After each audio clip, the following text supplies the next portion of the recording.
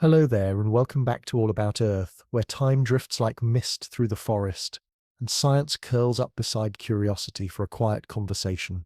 Wherever you are tonight, whether the sun is fading outside your window or the stars are just beginning to wisp overhead, thank you for joining me.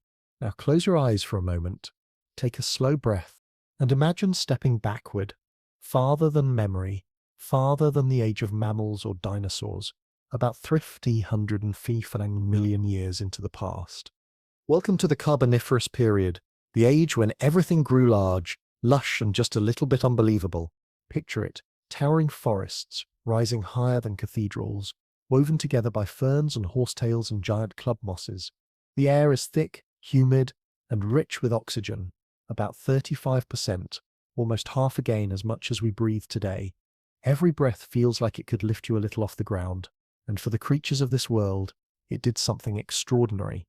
Insects, those small survivors of every age, took advantage of this oxygen-rich world and grew to heroic size.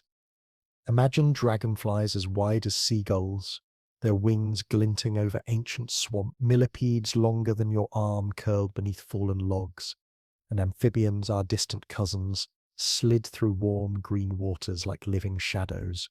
Everything, it seemed, had room to grow. The land itself pulsed with life. Dense jungles and swamps covered vast parts of what we now call North America and Europe. Beneath their roots, plant matter fell, layer after layer, sinking into oxygen-poor mud, where it couldn't decay. Over millions of years, heat and pressure transformed those ancient forests into something we still burn today, coal. The word carboniferous quite literally means coal-bearing. Every spark that leaps from a campfire, every glow from a city light, carries a whisper from this deep, leafy past. It was a time of balance, strange, humid, beautiful balance. The trees drew down carbon dioxide, the atmosphere filled with oxygen, and life experimented wildly with new forms. Spiders learned to weave silk. The first true reptiles stepped hesitantly onto land, breaking one of evolution's oldest boundaries. The world was becoming complex, layered, interconnected, a living tapestry that would shape the ages to come.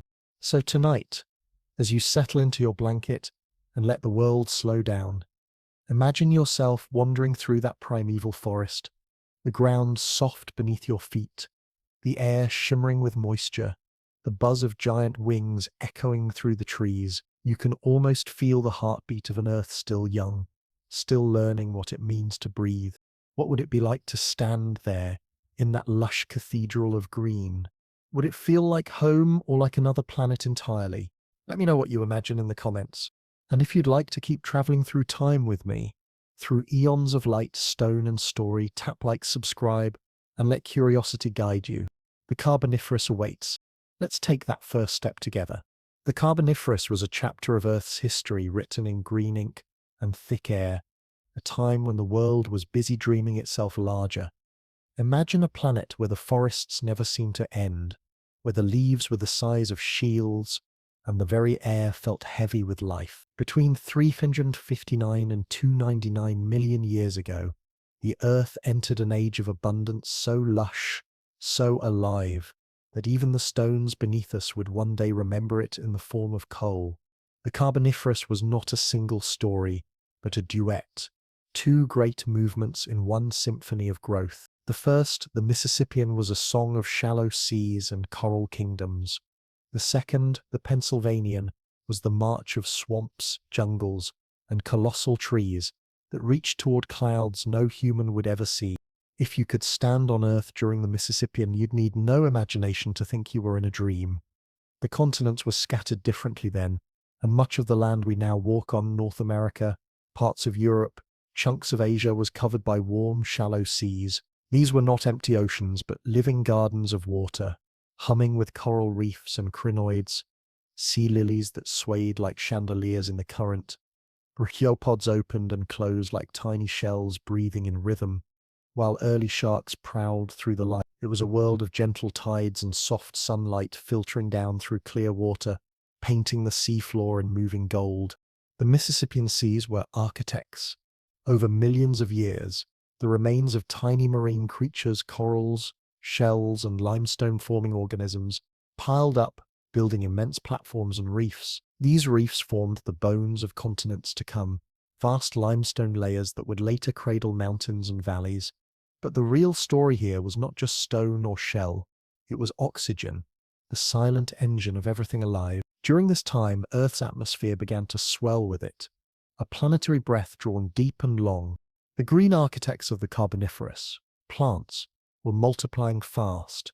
The first great forests had already begun to take hold on land, and their photosynthesis poured oxygen into the air like an invisible tide. At first, the oceans benefited. Oxygenated water supported swarms of new life, but soon the land began to change as well. The air thickened with vitality. The percentage of oxygen climbed past 25%, then 30%, eventually brushing up against 35%, the highest level our planet has likely ever seen. For comparison, today's air holds about 21%. The Carboniferous atmosphere was like a cosmic energy drink, an atmospheric doping of the entire biosphere. It didn't just sustain life, it supercharged it. When oxygen fills the lungs of a world, size becomes possible. The Carboniferous is famous for its giants. Insects, arthropods, and amphibians grew to proportions that would look absurd in a modern forest. Dragonflies with wingspans over 2 feet. Meganeura, the monarchs of the marsh air, buzzed between towering trunks, their delicate wings catching the greenish light. Millipedes, the length of alligators. Arthropleura slid through the undergrowth like living trains of armor. Frogs' ancestors grew into bulky amphibians, some the size of crocodiles, their eyes breaking the surface of still dark waters. If the Mississippian was the calm overture of the Carboniferous, then the Pennsylvanian was its thunderous chorus. The seas retreated, land emerged, and where the waters withdrew, swamps and forests surged in. The earth entered an age of damp abundance, the kind of green so deep it seemed endless. Here, in steamy equatorial regions, the air shimmered with moisture and oxygen. Great stands of lycopsids, the giant club moss trees, rose more than 30 meters tall, their bark patterned like scales. Between them grew horsetails as thick as a human's leg, and ferns as tall as small houses. The canopy was so dense that sunlight filtered through in emerald shafts, illuminating clouds of insects the size of birds. These forests were the engines of transformation, not only breathing life into the sky, but writing the future beneath the ground. When trees in these swampy jungles died, they didn't decay the way modern trees do. Their fallen trunks sank into oxygen-poor bogs and waterlogged mud, sealed away before bacteria could return them to the air. Over countless millennia, layers of this dead plant matter compressed under new sediment. Pressure built, heat whispered. Time did what time does best. It changed everything. The remains of those forests slowly transformed into coal, black stone made of ancient sunlight. Each piece of coal you've ever seen is a fossilized whisper from the Carboniferous, a memory of trees that reached too high and fell too quietly. And that transformation, the creation of coal, wasn't just a geological curiosity. It was an act of planetary alchemy. Those buried forests drew down vast amounts of carbon from the air, storing it underground. In doing so, they changed the balance of the planet's atmosphere. Life was reshaping, not just itself, but the very chemistry of Earth's breath. You could say the planet was learning how to regulate itself, how to build a feedback loop between the living and the non-living, between leaf and stone. But back to the forests themselves. If you walk through a Carboniferous jungle, the experience would overwhelm the senses. The air would feel almost syrupy, thick and warm, buzzing with invisible energy. The ground would tremble softly with the footsteps of amphibians, creatures that still half belong to the water. You'd see dense tangles of roots and vines, strange plants with no flowers or fruits yet. Flowers hadn't evolved, but spores floating like soft green dust through beams of filtered light. The sounds would be unfamiliar, the clicking of giant insects, the croak of enormous toads, the creak of plants flexing under their own colossal weight. And above it all, the sky, well, it wasn't blue as we know it. It would have been hazier, tinged with mist, sometimes greenish or gold, depending on the hour. Clouds drifted low, heavy with moisture. In that thick air, even a gentle breeze would have carried the scent of decay and sweetness, the perfume of a world perpetually growing and dying at once. The high oxygen levels didn't just make creatures larger, they made the air more flammable. Lightning storms likely lit massive wildfires that rolled through the forests, feeding on dry vegetation and leaving behind charcoal layers we can still find in the rock record. It was a paradox of abundance. The same air that gave life its vast energy also made that life perilously easy to ignite. Yet even fire played its role. It cleared old growth, returned minerals to the soil, and made space for new forests to rise again. The Carboniferous was not a static paradise. It was a living system, pulsing between birth and destruction, as all great ecosystems do. Underwater, in what remained of the Mississippian seas, coral reefs continued to thrive in pockets, supporting life of extraordinary diversity. Crinoids waved like underwater forests. Fish with armor plates patrolled the deck. Some of the first ray-finned fish, ancestors of almost all modern fish, darted among the reefs, learning speed and agility. The connection between the two realms, ocean and land, was growing tighter. Amphibians were bridging that gap, laying eggs in water but living on land. The Earth was practicing balance, inventing new forms of life that could exist in both worlds. This balance was delicate, but potent. The Carboniferous didn't just produce creatures, it produced systems. Fungi learned how to break down tough plant matter, though not yet lignin, the hard substance in tree bark. That would take time. Until then, much of the forest simply accumulated. Imagine it, hundreds of millions of years of fallen trees piling up, pressed under their own weight. The planet was quietly building its future energy reserves, layer upon layer of compressed sunlight, the ultimate slow-burn battery for civilizations that would not exist for eons. There's a kind of cosmic humor in that. The same oxygen that allowed dragonflies to soar like kites also came from plants that upon dying would eventually power our own industrial age. The fires of factories and cities, the lights in windows, the hum of engines, all of them echo back to those silent swamps. Every flickering flame of coal is a tiny resurrection of that long-ago breath. It's as though the Carboniferous left us a time capsule of potential, saying, "Here, someday you'll need this." But before we get too modern, let's linger in that world a little longer. The Earth of the Pennsylvanian was vast and varied. In some regions, endless wetlands stretched to the horizon, dotted with spore-bearing trees, whose cones looked like ornaments from an alien festival. In others, rivers braided through forests, leaving behind oxbow lakes teeming with amphibians and insects. The sky might have been alive with movement, beetles the size of small birds, mayflies that looked like floating leaves, and the great Meganura gliding with a slow, rhythmic grace. These were not fragile creatures. They were the apex species of their world, the dominant flyers of the Carboniferous skies. And yet, for all its grandeur, the world of the Carboniferous was still learning how to balance its own abundance. The high oxygen levels, while a gift to large-bodied insects and animals, also meant that smaller life forms faced challenges. Fire risk aside, respiration itself could become too efficient, accelerating metabolism and changing growth rates. Evolution was experimenting wildly, producing forms that might last millions of years or vanish overnight.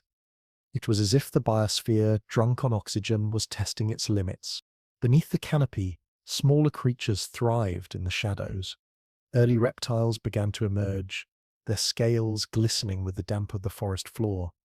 Unlike their amphibian cousins, these pioneers laid eggs that didn't need water, freeing them from the constraints of ponds and swamps. This was a quiet revolution, a whisper of what was to come. The reptiles would eventually inherit the Earth, but for now they were just small, cautious participants in the grand Carboniferous drama. Meanwhile, the forests themselves were ecological masterpieces. Their layered structure, towering trunks, mid-level ferns, and mossy undergrowth created microhabitats for countless forms of life. Spores drifted through the air like slow-motion snow, carrying the promise of future generations. Every root and fallen branch was alive with decomposition, insects burrowing, fungi spreading invisible networks through the damp soil. Life was learning complexity. Relationships between species, predator and prey, decomposer and producer were becoming intricate webs rather than simple chains. In that sense, the Carboniferous was not just an era of giants, but of connection. The atmosphere, the forests, the swamps, and the seas all were part of a single breathing system. Plants made the oxygen, animals consumed it. Dead matter became coal, storing carbon away, and when oxygen levels rose, life expanded to fill the space. The Earth was conducting a grand experiment in scale and interdependence. If you could hear the Carboniferous, it would sound like a symphony of life. The thrum of wings, the croak of ancient amphibians, the rustle of giant ferns brushing against each other in a humid breeze. It would be both alien and familiar, an echo of the ecosystems we know today, but larger, slower, richer. The air itself would hum, alive with unseen motion. To call it the Age of Forests almost undersells it. It was the Earth's first true attempt at building a global green engine, a planetary-scale photosynthetic network. For the first time, land plants dominated not just the landscape, but the planet's chemistry. They were architects, engineers, and poets, all at once, shaping the future through their roots and leaves. The Carboniferous was also a teacher. It showed that abundance has consequences, that even paradise needs limits. Too much oxygen, too much growth, and the balance wobbles. Yet from that wobble came innovation, new life forms, new ecosystems, new possibilities. So when you next see a piece of coal, or breathe the oxygen filling your lungs, remember that it all traces back to that wild, swampy world where everything was bigger, brighter, and bolder. A time when Earth whispered to its creatures, grow larger, reach higher, the air will hold you. And they did. They filled the sky with wings, the swamps with shadows, and the soil with stories that would outlast them all.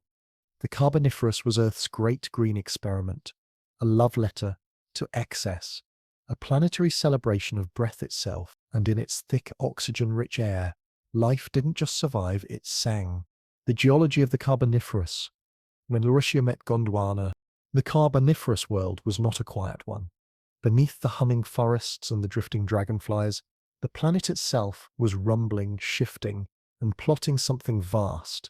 This was an age not only of life, but of architecture, a geological drama unfolding in slow motion across millions of years. Imagine continents the size of dreams, drifting like slow, ancient rafts across the mantle. Picture volcanoes lighting up the horizon like the forges of forgotten gods, their smoke curling into the thick oxygenated air. This was the Carboniferous beneath the canopy, a world of colliding continents, deepening basins, and restless crust. To understand this grand construction project, you have to think of Earth not as a static ball of rock, but as a restless organism, one that flexes, breathes, and rearranges its bones from time to time. The continents of the Carboniferous were very different from those we see today. North America, Greenland, and parts of Europe were stitched together into a landmass called Laurussia, also known as Euramerica. To the south stretched the enormous and ancient Gondwana, a patchwork of what would one day become South America, Africa, Antarctica, Australia, and India. Between them lay oceans, warm, shallow, temporary. The planet was, in a sense, preparing for its greatest act of continental theatre, the birth of the supercontinent Pangaea. But continents do not simply decide to meet for tea. They collide, scrape, fold, and buckle their way into union. During the Carboniferous, the slow dance between Laurussia and Gondwana was reaching its climax. The two giants drifted toward each other with the inevitability of tectonic fate. The ocean that once separated them, known as the Rake Ocean, began to close. The seabed crumpled and folded as massive tectonic plates slid over and under one another. Mountains rose from the chaos, entire ranges built grain by grain from the collision. You could think of it as planetary origami: fold, press, and uplift. The resulting chain of mountain-building events is known as orogeny, and during the Carboniferous, Earth was hosting several of these grand tectonic festivals at once. The Variscan, Hercynian, and Alleghenian orogenies rippled across what is now Europe and North America, each one a monumental, slow-motion uplift, sculpting the continents into something new. The Appalachians in eastern North America began their rise here, their roots reaching back to this age of fire and pressure. If you were standing on the young Earth then, You would have seen jagged peaks thrusting upward as molten magma filled the cracks and volcanic eruptions spewed clouds of ash into the humid sky. These volcanoes weren't random outbursts. They were part of a pattern, the visible punctuation of continental rearrangement. Every eruption, every rift, every fold in the land was a sentence in the story of Pangea's formation. As Laurussia and Gondwana pressed together, the crust thickened, folded, and lifted, forcing some regions high and others low. High ground meant mountains, low ground meant basins, broad, shallow depressions where water pooled and sediments gathered. Those basins, as it happened, became the perfect stage for one of Earth's greatest side effects, the formation of coal. When you picture the Carboniferous, it's easy to think only of its lush forests and giant creatures, but the geological setup beneath those forests was just as crucial. The collision of continents created not only mountain ranges, but also a patchwork of low-lying swamps, rift valleys, and floodplains. Rivers carried eroded material from the rising mountains, spreading it out into vast deltas and coastal wetlands. Imagine enormous flood basins stretching for hundreds of kilometers, filled with slow-moving water and tangled vegetation. These were not accidental landscapes. They were the direct result of tectonic choreography. The Earth's crust flexed and sagged, and into those gentle troughs fell the debris of forests, year after year, century after century. Over millions of years, this geological rhythm produced something extraordinary. Each time the land subsided, new swamps formed. Each time it rose, those swamps dried and were buried by sediment. Then the cycle began again. The alternation of swamp and burial built up layer after layer of plant matter and silt, trapping the remains of giant trees and ferns beneath new sediments.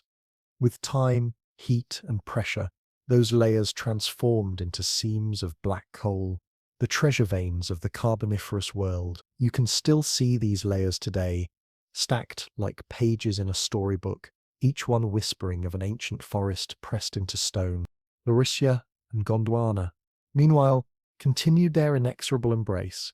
Their collision was not a single impact, but a long, slow convergence that spanned tens of millions of years. Where their edges met, entire regions crumpled and folded like fabric under strain. The edges of the continents became mountain chains, immense belts of rock, twisted and uplifted by the sheer force of convergence. Deep beneath these ranges, magma intruded, forming granitic cores that would someday be exposed by erosion. The continents were literally welding themselves together, heat and pressure fusing them into one enormous landmass. This welding wasn't neat or symmetrical. Think of it as a planetary construction site. Some areas rising in fiery upheaval, others sinking into muddy stillness. In the north, the regions that would become parts of Europe and North America saw mountain building on an epic scale. In the south, Gondwana was an older, heavier continent, its crust thick and ancient. As the two collided, Gondwana began to override the northern plates, pushing deep into them and driving up new ranges. Between these uplifted areas, long troughs formed narrow basins that became the ideal traps for water and organic matter. In these zones, the interplay of tectonics and sedimentation shaped some of the richest coal-bearing strata ever formed. The Earth, in its own strange way, was multitasking. While it sculpted mountains at one end, it was quietly laying down the foundations of future energy resources at the other. The same forces that built the Appalachians also built the coal fields of Britain and the Ruhr, the Donets Basin in Ukraine, and the Illinois Basin in North America. Each region tells a part of the same story. Where continents meet, landscapes are reborn. But the tectonic activity didn't just build mountains and coal beds. It also reshaped the planet's geography in profound ways. As the continents merged, ocean circulation changed, coastlines shifted, and vast inland seas began to retreat. The shallow Mississippian seas that had once covered much of Laurussia drained away as the land rose. In their place, delta systems and swampy lowlands expanded, feeding rivers that meandered lazily through flat terrain. Sediment washed in from eroding highlands, spreading out in thick blankets. These deposits preserved not only plant debris but also animal fossils, amphibians, insects, and the first reptiles, all entombed in fine mud and sand. The world was being written in layers, one flood at a time. If you could take a cross-section of the Carboniferous crust, it would look like a lasagna of stone and memory. At the bottom, the marine limestones and shales of the Mississippian seas. Above that, alternating bands of sandstone, mudstone, and coal, each layer a fossilized landscape. A coal seam represents a long, stable period of lush swamp growth. The overlying sandstone marks the return of rivers and floods. Then more vegetation, more burial, more coal. Each repetition is a breath in the long lungs of geological time. Inhale, growth. Exhale, burial. It's a rhythm the earth kept faithfully long before we ever came along to read it. Amid all this construction, volcanoes dotted the horizon. Their eruptions weren't just spectacular fireworks, they were geological punctuation marks. As the crust flexed and fractured under pressure, magma found its way upward, spilling out in fiery fountains. Lava hardened into basalt flows. Ash settled across the land, burying forests and lakes in fine dust. In some regions, volcanic layers sealed organic material beneath them, accelerating the formation of coal and preserving fossils with exquisite detail. Imagine a fern leaf falling onto fresh volcanic ash, its delicate veins impressed perfectly before the next rain buried it in silt. Millions of years later, that imprint becomes a fossil, a signature from a world long gone. The Carboniferous was also a time when Earth's interior and surface worked in uncanny harmony. Deep convection currents in the mantle moved the continents slowly but steadily toward their collision course. The edges of the plates buckled, and fault lines snaked across the landscape, some still visible today. The movement of these plates not only reshaped the continents, but also affected sea levels. When plates collided, the crust thickened and rose, forcing seas to withdraw. When they stretched or sagged, seas advanced again. The Earth was performing a slow, restless dance of uplift and subsidence, and the living world responded to every step. Geologically speaking, the Carboniferous was the golden age of sedimentation.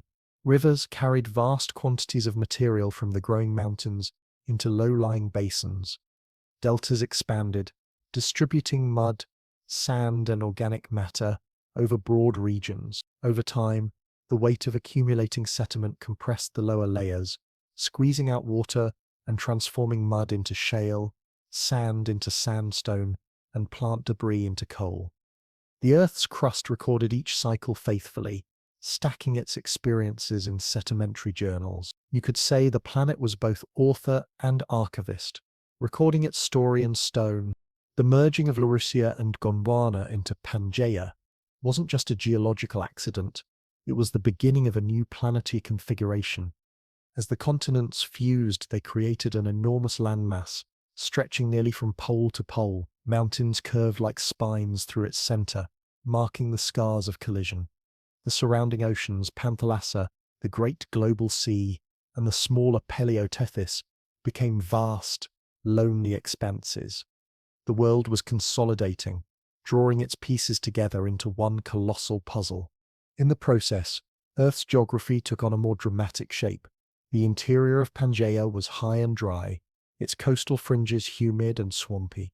The mountain belts formed by collision created rain shadows and altered the paths of rivers, though the details of climate are another story entirely. For our geological purposes, what matters is that this shifting, compressing, and folding created the conditions for immense sedimentary basins.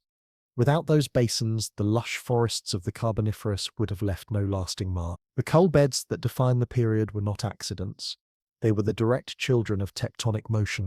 And there's something almost poetic about that. The same deep forces that tear continents apart and smash them back together also make possible the quiet miracles of life above them. Without the flexing of crustal plates, there would have been no swamps for the great lycopside trees to grow in, no lowlands for amphibians to thrive, no buried forests to turn into coal. The ground's restlessness was the foundation of abundance. Every earthquake, every uplift, every sigh of magma was in a way a creative act. If the Carboniferous were a film, the continents would be the main characters, slow, stoic giants, edging closer over eons, while volcanoes and mountain ranges played the supporting cast. Gondwana, the elder, broad-shouldered continent, moving north with patient inevitability, Laurussia, smaller but fiery, drifting southward to meet its fate. Their union, like all grand romances, came with chaos: mountains born, oceans destroyed, landscapes rewritten, and when they finally met, the world changed forever. The resulting supercontinent, Pangaea, would dominate the planet for over 100 million years. But in the Carboniferous, it was still under construction, an enormous work in progress. You might say the Earth was at its most ambitious, redesigning itself from the inside out. The crust was in motion, but the outcome was already visible. New continents, new mountains, and new ecosystems rising in their wake. When we look back today, we can trace the lines of that union in the rocks beneath our feet. The coal seams of Wales, the limestones of Kentucky, the folded strata of the Ardennes, all are signatures of that time when Laurussia and Gondwana came together. They remind us that continents are not fixed. They wander, collide, and part again, carrying the scars of their encounters. So the next time you see a mountain range or hold a piece of coal in your hand, remember the Carboniferous Earth, restless, molten, magnificent. The planet was building itself anew, stacking layers of history while whispering beneath its breath, "I am not done yet." The forests above may have been vast and teeming, but it was the engine below, the grinding plates, the fire, the folding crust that made their world possible. Laurussia and Gondwana, those two ancient siblings, were slowly learning to share a single sky. The union birthed mountains and swamps, reefs and rivers, coalfields and continents. It was noisy, it was messy, and it was utterly magnificent. The Earth was in the middle of its greatest project yet, one that would shape everything that followed. You could almost hear it if you pressed your ear to the ground, a low, steady rumble, the sound of a planet building its masterpiece. The climate of the Carboniferous, warm, wet, and overflowing with breath. The Carboniferous Earth was not a gentle planet, but it was a generous one. The air was thick with life, the rain fell like music, and every breath carried more oxygen than the planet has ever offered since. If you were to step into that world, the first thing you'd feel wouldn't be the heat, it would be the weight of the atmosphere itself, dense and moist, like walking through a living lung. The average temperature hovered somewhere between 20 and 30 degrees Celsius, a steady, steamy warmth that never quite cooled. Days were long and humid, nights heavy with mist. This was a greenhouse world, not the blazing kind we fear today, but a lush one, teeming, dripping, alive.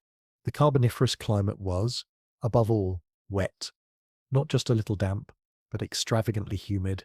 Rain fell in great sweeping curtains, drenching the endless forests and swamps that spread across the equatorial regions. Thunder rolled across continents like slow applause. Rivers overflowed their banks, spreading into vast wetlands where trees grew directly out of standing water. It was a time when the line between land and swamp blurred into one green continuum. Everything dripped. Everything grew. The air was a kind of liquid, and within it, life breathed deeply. Why was it so wet? The secret lay in the atmosphere itself. During the Carboniferous, Earth was undergoing one of its most remarkable chemical experiments. The forests, those towering lycopsids, ferns and horsetails, were photosynthetic powerhouses. They drank sunlight and exhaled oxygen on a planetary scale. The result was a slow, steady reduction of carbon dioxide and an enormous increase in oxygen concentration. By the middle of the period, atmospheric oxygen may have reached levels as high as 30 to 35%. That's nearly half again as much as today's 21%. You could almost say the planet was hyperventilating with life. Carbon dioxide, by contrast, was plummeting. The forests were trapping it in their wood, their roots, and ultimately their graves.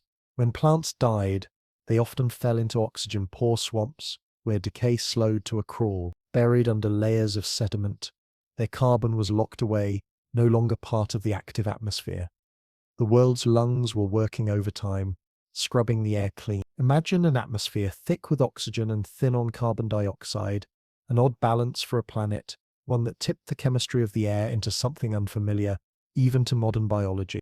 The consequences were extraordinary. The abundance of oxygen changed everything, from the way fire burned to the size of the creatures that crawled and flew. In a world where each breath delivered more oxygen to the blood, animals could grow larger without suffocating. Insects, whose respiration depends on diffusion through tiny tubes called tracheae, benefited enormously. Their size had always been limited by how much oxygen they could absorb, but in this atmosphere those limits dissolve. The result was evolutionary showmanship at its finest. Dragonflies, the size of hawks, millipedes that could stretch longer than a man is tall, spiders big enough to make you reconsider camping forever. It wasn't just the oxygen, it was the climate itself. Warmth and humidity created a planetary spa, a greenhouse paradise where metabolism thrived. The average temperature of 20 to 30 degrees Celsius might not sound extreme, but the key was its consistency. There were no polar ice caps, no deep freezers. The temperature hardly wavered year to year or even century to century. That stability allowed ecosystems to flourish undisturbed for millions of years. Evolution loves a steady climate. It gives time for experiment, and the Carboniferous was full of them. Rainfall was frequent and immense. Moisture evaporated from the dense vegetation, rose into the atmosphere, and condensed into massive cloud systems that poured back down upon the land. The earth was a self-watering garden, its hydrological cycle running in overdrive. Those endless rains filled basins and depressions, creating sprawling networks of swamps and bogs. The air was so saturated that fog often hugged the forest floor, and mist clung to the giant trunks of lycopsid trees.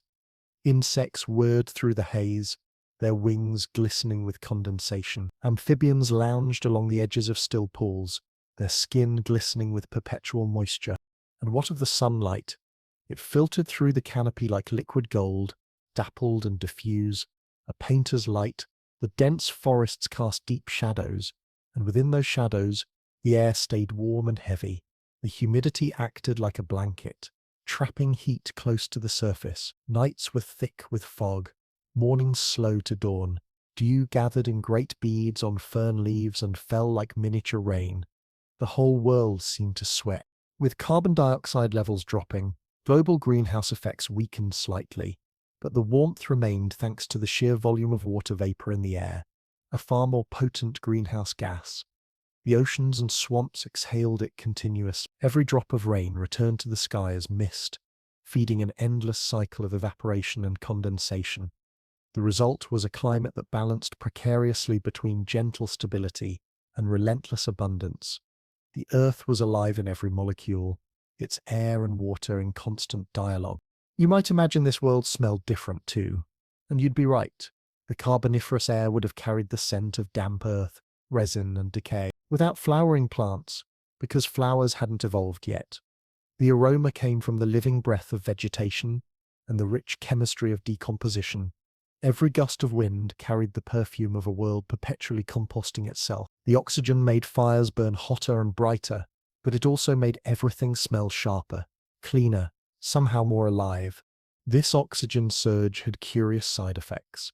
For one, lightning storms were frequent. The dense atmosphere, thick with moisture, was a perfect conductor. Thunderclouds towered into the sky, releasing electric veins that split the humid air. When lightning struck the forest, it ignited fires that swept through the undergrowth with dazzling ferocity. Yet, the forests always returned, reborn in the fertile ash. Fire, in this sense, was part of the climate, a recurring visitor rather than a destroyer. It helped regulate the endless growth, pruning back the wild excess. And then there were the clouds themselves. The carboniferous sky was likely a busy place, filled with towering cumulus formations and near-constant rainbows refracted through the haze. The sheer amount of particulate matter from volcanoes and evaporated moisture meant that sunsets would have glowed deep orange and crimson, reflecting off the endless wetlands below. It must have been a planet painted in watercolors, soft, luminous, shimmering. The atmosphere wasn't just a background, it was a living character, shaping the very rhythm of existence. The interplay between oxygen, carbon dioxide, and humidity defined the entire age. With carbon dioxide levels low, the greenhouse effect was moderated, preventing runaway warming. But the thick, moist air still held enough heat to maintain that balmy 20-30 degrees range across vast regions. Tropical rainforests extended almost continuously around the equator, a green girdle wrapping the planet. Beyond these humid zones, the air dried, but even the temperate regions were warmer than they are today. The poles, such as they were ice-free. Snow was rare, frost almost unknown. The immense vegetation itself reinforced the climate. Dense forests absorb sunlight, release moisture, and stabilize temperature.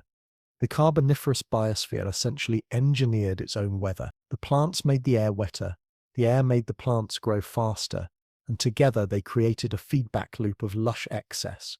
It was a self-sustaining paradise until, of course, it wasn't.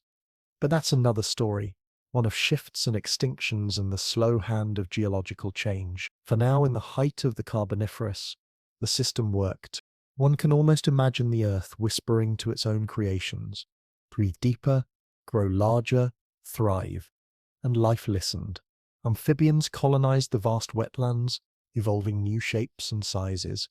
Insects multiplied into astonishing forms. Even the fungi joined the celebration, rising in tangled mats that broke down the fallen giants of the forest floor. Decomposition was slow, but steady. Another delicate climate regulator, each fallen tree half buried in the mud, was both an end and a beginning, sealing away carbon and giving back nutrients to the soil. The very air would have felt intoxicating. Scientists speculate that an atmosphere with 35% oxygen might have made fires easy to start, but breathing itself an invigorating experience. Every inhalation would have flooded your bloodstream with energy. If humans had been there, we might have felt lightheaded, almost euphoric. But we weren't. The Earth was hosting a different kind of celebration, one without us, but not without wonder.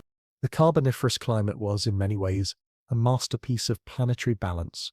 It combined the warmth of a greenhouse with the freshness of an oxygen spa.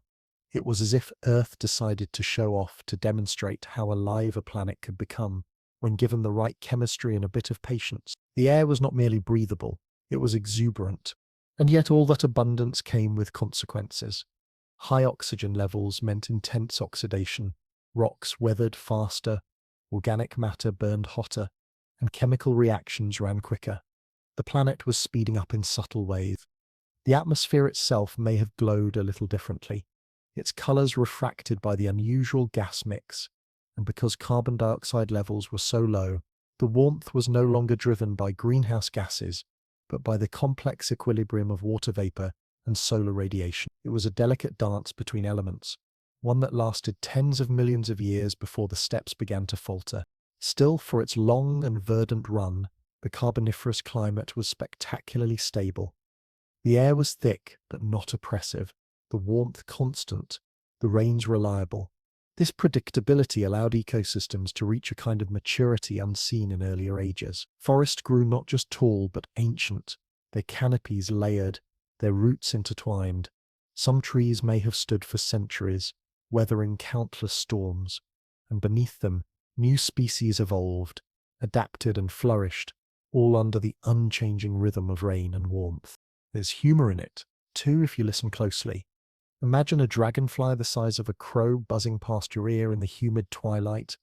Imagine mosquitoes, the size of sparrows hunting you for sport. You wave your hands in vain, gasping for breath only to realize you had more oxygen than you knew what to do with. The Carboniferous was Earth's great irony, a paradise with bite marks, a garden where everything was beautiful, but also enormous and a little terrifying. The very air that nurtured life also made it monstrous. Even the rains had personality. Some storms must have lasted days, soaking the forests until rivers overflowed and small seas appeared where land had been. Lightning flashed across the horizon, and thunder echoed through the trunks of the lycopsids, like the sound of drums in a vast green cathedral. Afterward, the world would steam, evaporation rising in shimmering veils as the sun returned. It was a planet constantly exhaling, never still, always cycling between wet and wetter. This warm, wet climate shaped the Earth in ways that would endure long after the forests themselves were gone. It created the perfect conditions for carbon burial, for coal formation, and for the long-term cooling that would follow. But more than that, it demonstrated the planet's ability to breathe in rhythm with life, to exhale oxygen and inhale carbon, to regulate itself through living chemistry. The Carboniferous was the Earth's great breath, a deep cleansing inhale that filled the sky with vitality. If you could stand there now, in that ancient heat, You'd feel it immediately, the pulse of the air, the closeness of the atmosphere, the sense that the planet itself was alive around you. Every raindrop, every gust of wind, every steaming pool was part of the same grand experiment. Life had found a way not only to exist, but to reshape the very climate it depended on. The forests built the air built the forests, and together they built a world unlike any other before or since. So remember the Carboniferous not just as an age of giants, but as an age of breath. The warmth, the rain, the constant murmur of water and wind, all of it was the sound of a living planet, exhaling. It was Earth's most humid symphony, its most oxygen-rich dream. The temperature lingered around a perfect 20 to 30 degrees. The air shimmered with moisture, and the world whispered softly to itself, "Grow, breathe, be valued," and everything obeyed. The Carboniferous oceans, a world beneath Panthalassa. If the forests of the Carboniferous were Earth's lungs, then the oceans were its great blue heart, vast, rhythmic, and endlessly alive. Imagine a world where nearly the entire planet was wrapped in one immense body of water, a super ocean so wide that you could sail for months and never glimpse land. Its name was Panthalassa, which means all. The word itself sounds like a breath, like the sound of waves folding over themselves. This was not a quiet ocean. It was a living cosmos of coral towers, armored fish, drifting plankton clouds, and curling shells that glittered like galaxies beneath the waves. Panthalassa stretched across almost all of Earth's surface, swallowing horizons in every direction. Its waters shimmered under an ancient sun, warm and generous, stirred by currents that carried nutrients and life to every depth. This ocean was the stage on which evolution performed one of its most dazzling acts, the expansion and diversification of marine life, though the continents above were slowly colliding to form Pangaea beneath the waves. There was no stillness. The sea pulsed with color, motion, and appetite. If you could dive into Panthalassa during the Carboniferous, the first thing you'd notice would be the light. Sunbeams pierced the surface, scattering into shafts of liquid gold that illuminated underwater gardens of staggering beauty. Coral reefs bloomed like alien cities, each polyp a tiny architect building its limestone home. Entire reef systems stretched for kilometers, teeming with crinoids, bryozoans, and sponges. The reefs of this age weren't built by the modern stony corals we know today, but by extinct groups called rogose and tabulate corals. Their intricate skeletons created labyrinths for small creatures to hide in, anemone-like arms waving gently in the current. These reefs were nurseries of evolution, bustling neighborhoods of constant motion where every inch of space was contested and alive. Hovering above them, swarms of plankton danced in the sunlight. These microscopic drifters were the quiet foundation of the entire food web. Algae and cyanobacteria floated near the surface, capturing sunlight and turning it into chemical energy. Tiny zooplankton grazed on them, which in turn were eaten by small crustaceans and juvenile fish. It was an invisible symphony of consumption and renewal, each breath of the ocean feeding the next. In the Carboniferous, oxygen levels in both the air and the water were higher than ever before, and this abundance fueled explosive growth. The ocean was alive with possibility. The waters of Panthalassa were home to creatures both graceful and grotesque. Some of the most distinctive were the placoderms, armored fish that looked like medieval knights disguised as sharks. They were the last of their kind by this period, holdovers from the Devonian, but a few still patrolled the shallows like ancient relics. Their bony plates glinted as they moved, jaws snapping with a decisive finality. Newer, sleeker fish. The early sharks and ray-finned fish were beginning to dominate. These agile hunters glided through coral corridors and open water, fins slicing the blue like blades. Evolution was experimenting with speed, precision, and elegance. Among them swam the coiled aristocrats of the sea, ammonites. Their shells spiraled outward in perfect geometry, a fusion of beauty and mathematics. Inside, soft-bodied mollusks propelled themselves by jetting water through siphons, drifting and darting in the current. They were the cousins of today's squids and octopuses, clever and flexible, their tentacles reaching into the water like question marks. Ammonites came in all sizes, some small enough to fit in your palm, others large enough to fill your arms. Their shells gleamed with iridescent minerals, reflecting light in rainbows as they turned. If the reefs were the forests of the ocean, the ammonites were its butterflies. Deeper still, strange beings lurked where the light began to fade. Crinoids, sea lilies, anchored themselves to the seabed with stalks and spread their feathery arms to filter food from the water. Though plant-like in appearance, they were animals, living chandeliers swaying with the currents. Alongside them lived blastoids, their star-shaped bodies clinging to the sediment like jewels. Brachiopods covered the ocean floor, opening and closing their shells in silent rhythm. Trilobites, those ancient icons of the Paleozoic, still scuttled across the sand, though their glory days were waning. The Carboniferous marked their twilight, but they held on stubbornly, their compound eyes watching the changing world with patient curiosity. And everywhere life seemed to be trying new tricks. Fish experimented with armor and fin placement.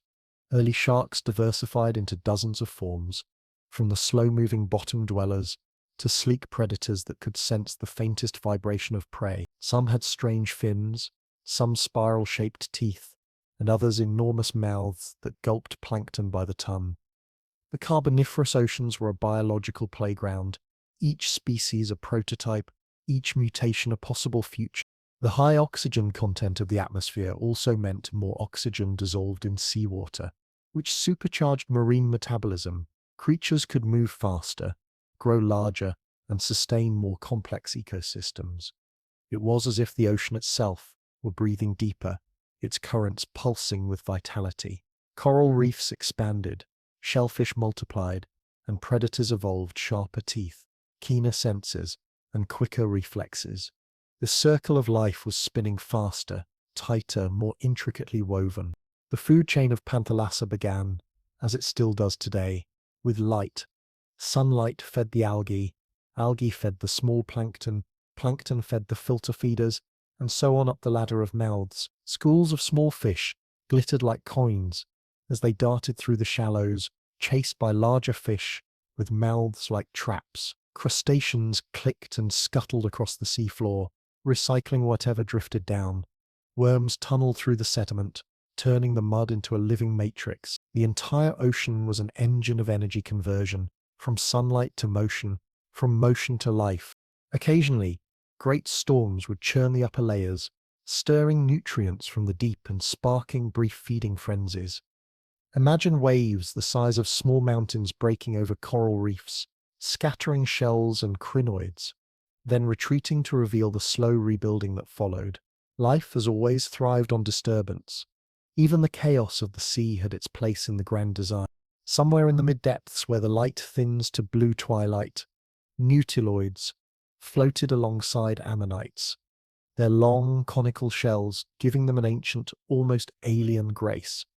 They hunted with stealth and patience, their eyes glimmering with intelligence. Below them, soft-bodied creatures like jellyfish drifted silently, their translucent bells pulsing with delicate rhythm. They were both timeless and ephemeral, glowing faintly in the dim light, living lanterns suspended between worlds. Further down, beyond the reach of the sun, the seafloor was a graveyard of shells and bones. Organic rain from above, plankton, feces, the remains of the unlucky settled gently onto the mud, feeding unseen creatures. Bacteria worked tirelessly, recycling every scrap into nutrients that would eventually rise again to the surface. Even in the darkness, life persisted, each level of the ocean dependent on the next, a perfect vertical tapestry of survival. And though the reefs were the heart of visible life, vast stretches of Panthalassa lay open and deep, home to pelagic wanderers, early sharks, armored fish, and giant cephalopods gliding through the emptiness like ghosts. Some of these creatures must have been terrifying, mouths ringed with serrated teeth, eyes adapted to the dark, bodies streamlined for endless pursuit. But even the hunters were hunted. Somewhere above, something faster, cleverer, or simply hungrier was always waiting. The Carboniferous seas were not a paradise. They were a balance, intricate and ruthless. Yet, for all the competition, the Carboniferous ocean was a place of staggering diversity. Every niche was filled, every surface hosted life, Even the shells of dead ammonites became mobile homes for small crustaceans or nurseries for worms and algae. Coral skeletons turned into miniature skyscrapers for tiny tenants. The sea was recycling itself continuously, turning death into architecture, architecture into life. Oxygen made it all possible. The surplus of that invisible element was like a quiet applause beneath everything, an unseen encouragement that said, grow, swim, thrive. With more oxygen, animals could sustain higher metabolisms. They could afford to waste energy on extravagance, on armor they might never use, on fins too elaborate for efficiency, on colors that glowed even when no one could see them. The Carboniferous Ocean was not merely functional, it was flamboyant. If you were to drift silently through it, you might see flashes of bioluminescence as small creatures communicated in pulses of blue and green light. You'd hear the faint crackle of shrimp-like animals clicking in the reefs, the low hum of bubbles rising from decaying matter below. And if you listened closely, you might imagine the whisper of the ocean itself, humming a tune older than words. Life in Panthalassa was not static. It evolved continuously. New species appeared, adapted, vanished. Coral types came and went. Shell patterns changed. The fossil record from this period is a kaleidoscope of forms, each layer of limestone preserving a different act in the marine drama. To study them now is to read poetry written in calcium carbonate, the verses carved by tides and time. There was humour, too, in the strange shapes the sea invented. Some fish had noses like anvils, others fins like fans. Some cephalopods coiled the wrong way, perhaps confused by evolution's enthusiasm. There were creatures that looked like armored pancakes and others that resembled living swords. The Carboniferous Ocean didn't care about consistency. It cared about survival and spectacle. Every niche was a stage, every species an improvisation. And through it all, the reefs thrived.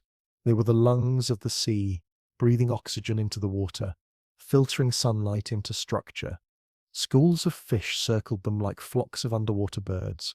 Starfish and sea urchins crept over the coral, nibbling delicately. Crinoids waved from the ridges like feathered banners. The reefs of the Carboniferous may not have looked exactly like our modern tropical reefs, but they served the same purpose. They were hubs of biodiversity, the centers of marine civilization. Far above, on the shimmering surface, the boundary between air and water blurred. Waves broke into foam that sparkled in the high oxygen atmosphere.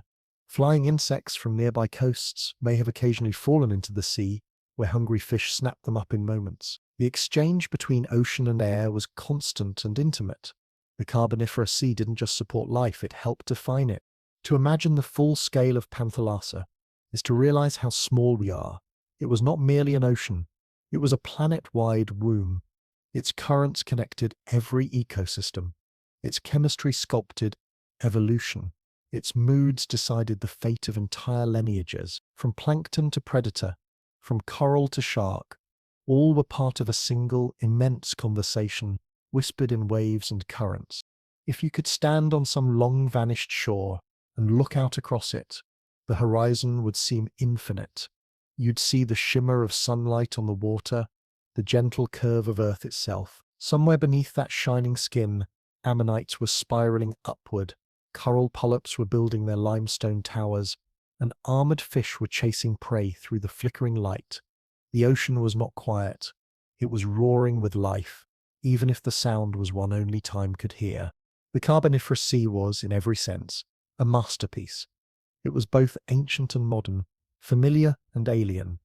It held the ancestors of our fish, the prototypes of our coral reefs, the roots of our marine ecosystems. Every breath we take, every tide we watch today, still echoes the rhythm of that long-lost ocean. Panthalassa, Earth's first great ocean, the cradle of complexity, a place where oxygen danced with sunlight, where shells grew in spirals like prayers, and where the planet itself seemed to whisper to its creatures, "Swim on, my children, for the sea is wide and the world is yours." And so they did. He continents of the Carboniferous, forest empires, and endless swamps. The continents of the Carboniferous were not silent stones drifting through geological time. They were living theatres, vast and noisy with growth, full of sighing trees, whispering ferns, and the steady bubbling of swamps that stretched from horizon to horizon. If you could have walked across the land during this age, some 320 million years ago, you wouldn't have found deserts or prairies or grasslands. None of those existed yet. You'd find instead an earth that looked like a single enormous greenhouse, a landscape so lush and overgrown that every step would sink slightly into the damp, spongy ground. It was a planet wrapped in green humidity, a breathing continent of roots and mud. Imagine standing at the edge of one of these ancient lowlands. The air is warm, the light filtered through an emerald haze. Before you lies a forest unlike anything modern eyes have seen, trunks as wide as cottages, their bark patterned with diamond scales, ferns taller than houses, their fronds unfolding like slow fireworks, horsetails thick as your leg rising into the mist. The land hums faintly with insects, clicks, buzzes, and wing beats, magnified by the thick air. Everything feels alive, restless, and just slightly too large. You are standing in one of Earth's earliest rainforests, the beating heart of the Carboniferous continent. The geography of this world was peculiar and perfect for abundance. Much of the land lay near the equator, arranged in broad, flat regions broken by rivers and deltas. These low-lying plains were like enormous bathtubs, filling again and again with rainwater and sediment from surrounding highlands. Every flood left behind layers of nutrient-rich mud, and in that mud life flourished, trees took root, amphibians laid eggs, and insects multiplied in the thick vegetation. These were not gentle landscapes. They were loud, wet, and crowded, a tangle of roots and branches and decay. It was this geography, these shallow basins and river systems, that allowed the Carboniferous to become Earth's great coal workshop. When trees died, their trunks fell into stagnant water where oxygen was scarce. Decomposition slowed to a crawl of a time. Layer upon layer of dead vegetation accumulated, compressed under its own weight. Sediments washed in during floods, sealing the organic matter beneath new mud. And then the cycle repeated. The result was a patchwork of swamps and forests that acted as both living ecosystems and geological factories, slowly turning sunlight and plant matter into the black rock that would one day fuel human civilization. Every piece of coal we burn today is a time capsule from those drowned forests. These swamps were everywhere. From what is now North America through Europe and parts of Asia, the continents were quilted with wetland belts, each buzzing with its own distinct life. The air would have been heavy and perfumed with the scent of wet bark and decay. Tree roots sprawled across the ground like serpents. Mosses formed carpets so thick they could swallow your footsteps. In some places, entire regions were nothing but water and trunks, forest and swamp indistinguishable. You might walk for miles through ankle-deep pools before finding a patch of solid land. Even then, the ground would wobble softly beneath your feet, floating on layers of peat. From a distance, the Carboniferous continents must have looked like green continents dripping into themselves. Rivers meandered lazily, carving loops that cut through thick vegetation. Lakes appeared and disappeared with the rhythm of floods. The landscape was constantly shifting, reshaping itself as water rose and fell. Mountains existed, of course, formed by the slow collision of continents, but they were far away, the faint blue silhouettes beyond the swampy plains. Most life stayed near the equatorial lowlands, where the warmth and moisture never failed. The forests were astonishingly tall. Some lycopside trees reached 30 meters or more, their crowns vanishing into the mist. Their roots didn't dig deep, but spread outward, forming mats that stabilized the boggy soil. Between them grew seed ferns, calamites, giant horsetails, and the earliest conifers, their needles catching the filtered light. It was a multi-layered jungle, towering trees above, mid-sized ferns and vines in the middle, mosses and liverworts below. The undergrowth was dense enough to make travel difficult. You'd push aside giant fronds and hear the rustle of unseen creatures slipping into water nearby, and everywhere there was mud. The Carboniferous continents were muddy kingdoms, and the mud was alive. Tiny organisms thrived in it, breaking down the constant rain of fallen leaves and branches. Millipedes and insects crawled over it, feeding on decaying material. Amphibians slithered across it, leaving trails that would one day fossilize. The earth itself seemed to breathe through its soil, a slow, steady respiration of life and death. The atmosphere played its part. The high oxygen levels of the Carboniferous not only supercharged the size of creatures, but also encouraged rampant vegetation. With more oxygen available, plants grew fast, and fires burned hot. The forests likely experienced frequent natural fires, sparked by lightning, that swept through the undergrowth. Yet they always returned, regrowing with a vigor that bordered on obsession. You could almost imagine the earth chuckling softly after each blaze, saying, "Nice try, but I have more where that came from." The great swamps of the Carboniferous weren't uniform. They changed with every rise and fall of water. Some were open bogs dotted with islands of vegetation.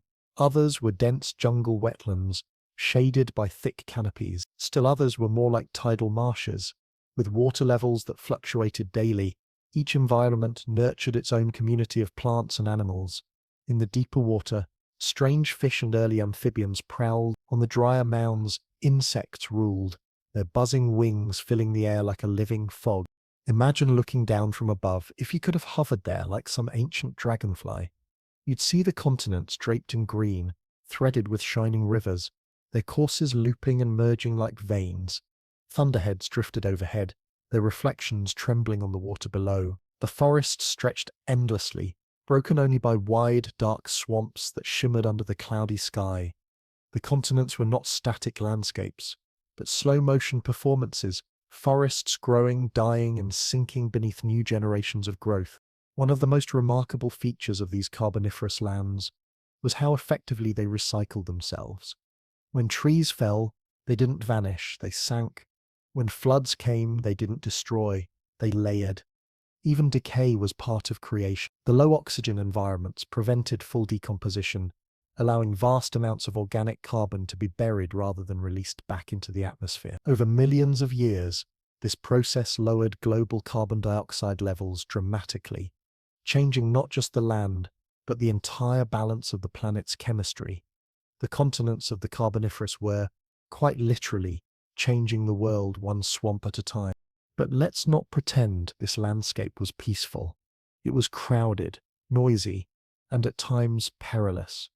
The forests creaked and groaned under their own weight. Trees occasionally toppled without warning, splashing into water with a sound that echoed for miles. Beneath the canopy, visibility was limited to a few meters at best, and the air was thick enough to feel like something you could swim through. Amphibians lurked half-hidden, their eyes glinting just above the waterline. Gigantic insects skimmed the surface of ponds, hunting smaller prey. The ground was alive with movement, worms, beetles, centipedes, and creatures without names, all part of the endless recycling machine. And yet, for all its chaos, there was harmony here, a rhythm that made sense. The swamps functioned like living lungs, inhaling carbon, exhaling oxygen. Trees reached skyward, died, and became the ground upon which new trees stood. Rivers overflowed and created new wetlands filled with sediment, and became dry land, only to flood again centuries later. The land never stopped renewing itself. If the oceans of the Carboniferous were vast blue deserts of motion, the continents were green oceans of stillness, slow, saturated, and rich. These forests, ferns, and swamps stretched almost unbroken across what we now know as North America, Europe, and parts of Asia. In some places they reached nearly to the poles, though the equatorial zones remained their densest heart. Picture a continuous band of greenery, an unending jungle wrapping around the belly of the world. It was a planet where roots went further than sight and leaves brushed the clouds. There's a peculiar humor in imagining this world as it truly was. Not elegant like the Mesozoic with its dinosaurs, nor tidy like the modern biosphere. No, the Carboniferous continents were gloriously messy, an overgrown laboratory of mud and miracle. The Earth had discovered photosynthesis and decided to use it recklessly. Plants grew in layers upon layers until they smothered themselves. The air was so saturated with oxygen that even fungi had to adapt to avoid spontaneous combustion. If the Carboniferous had a motto, it might have been "too much of everything, please." And somehow, that excess built the foundation for everything that came after.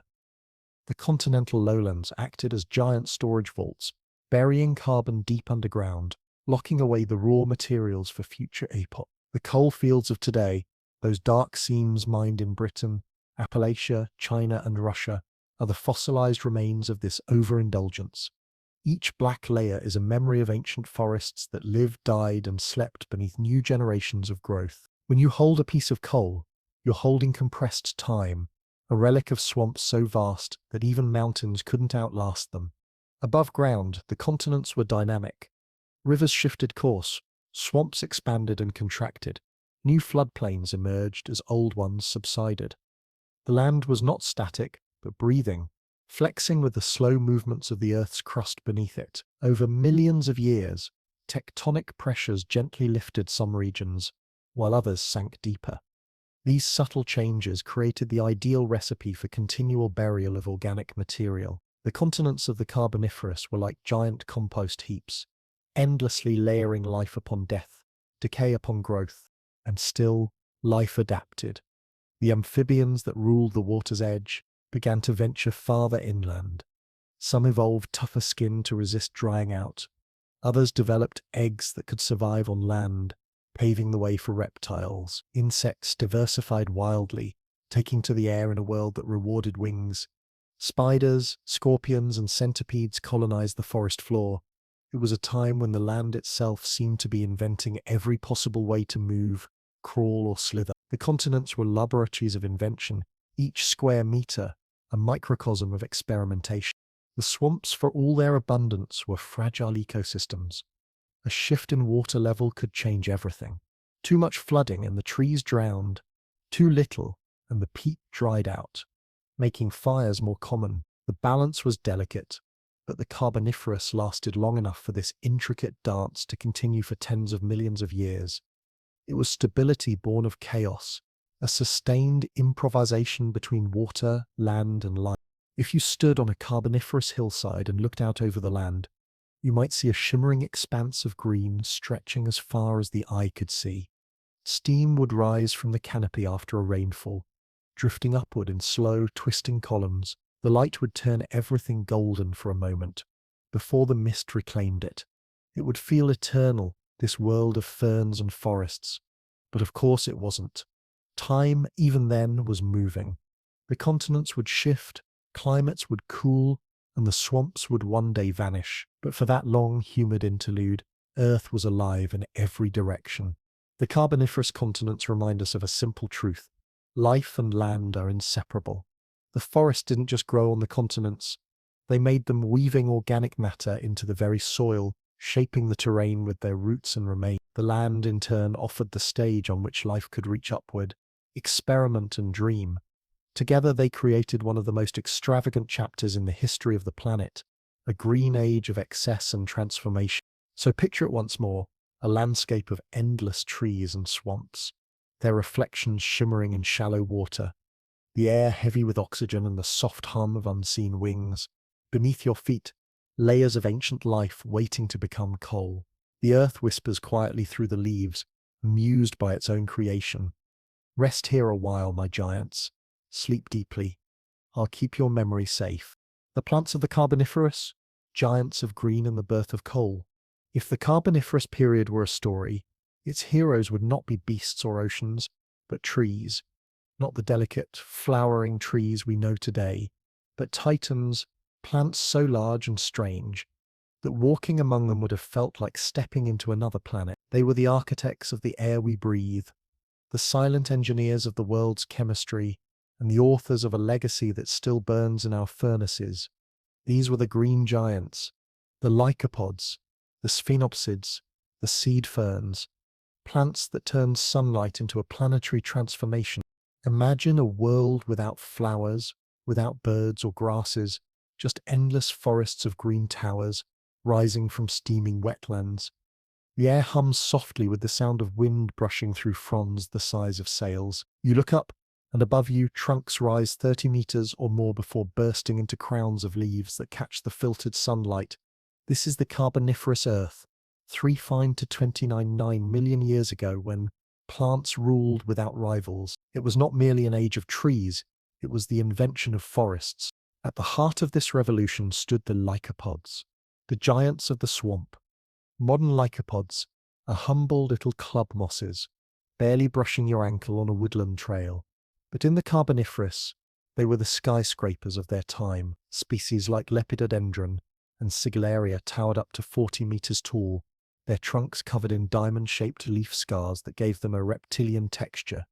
Their roots, called stigomeria, spread out in star-like patterns, anchoring them to the soft waterlogged soil. Instead of bark, their outer layers were made of tough, fibrous tissue, living armor against the soggy world around them.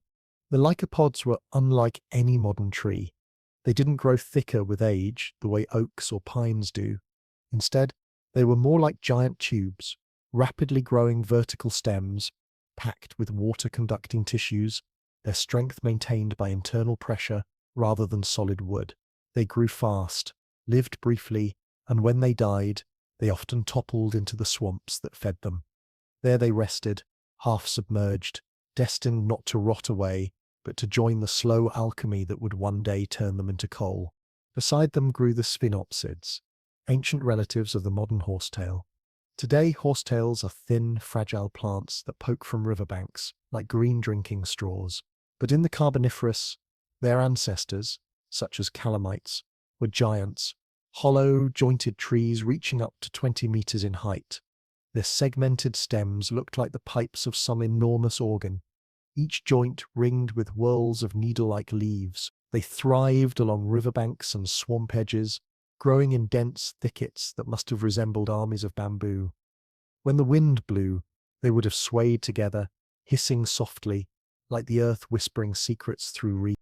Then there were the seed ferns, or pteridosperms, which, despite their name, were not true ferns but early experiments in the evolution of seeds. Their fronds looked fern-like, but they bore seeds instead of spores, a revolutionary adaptation that freed them from the dependence on standing water for reproduction. These plants bridged two worlds, the spore-based forests of the past and the seed-bearing landscapes of the future. Their leaves spread wide, capturing sunlight with an efficiency that helped drive the great photosynthetic boom of the Carboniferous. Around them, smaller ferns, club mosses, and primitive conifers filled every niche.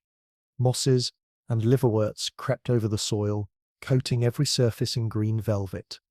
The forests were layered and complex, towering trunks above, broad fronds in the middle, and a dense, humid understory below. Sunlight filtered down in golden beams, illuminating clouds of spores drifting through the air. It was a world that shimmered with life and breath, where even the stillness felt alive. And what a breath it was! The plants of the Carboniferous were so abundant and so efficient at photosynthesis that they changed the very chemistry of the planet. As they inhaled carbon dioxide and exhaled oxygen, the balance of gases in the atmosphere shifted dramatically. By the height of the period, oxygen levels had soared to an astonishing 35%, the highest in Earth's history. Every leaf, every frond, every forest was part of a planetary photosynthetic machine, converting sunlight into chemical energy and pumping fresh oxygen into the sky. The world was literally breathing deeper. This surplus of oxygen had strange and far-reaching effects. Fires burned hotter and spread faster. Lightning strikes ignited infernos that raced through the dry upper layers of the forest, only to die out in the damp swamps below. But the fires could never fully consume the vegetation. There was simply too much of it. Too fast, too wet. The earth was producing life faster than it could recycle it. You could almost imagine the planet grinning, delighted by its own abundance.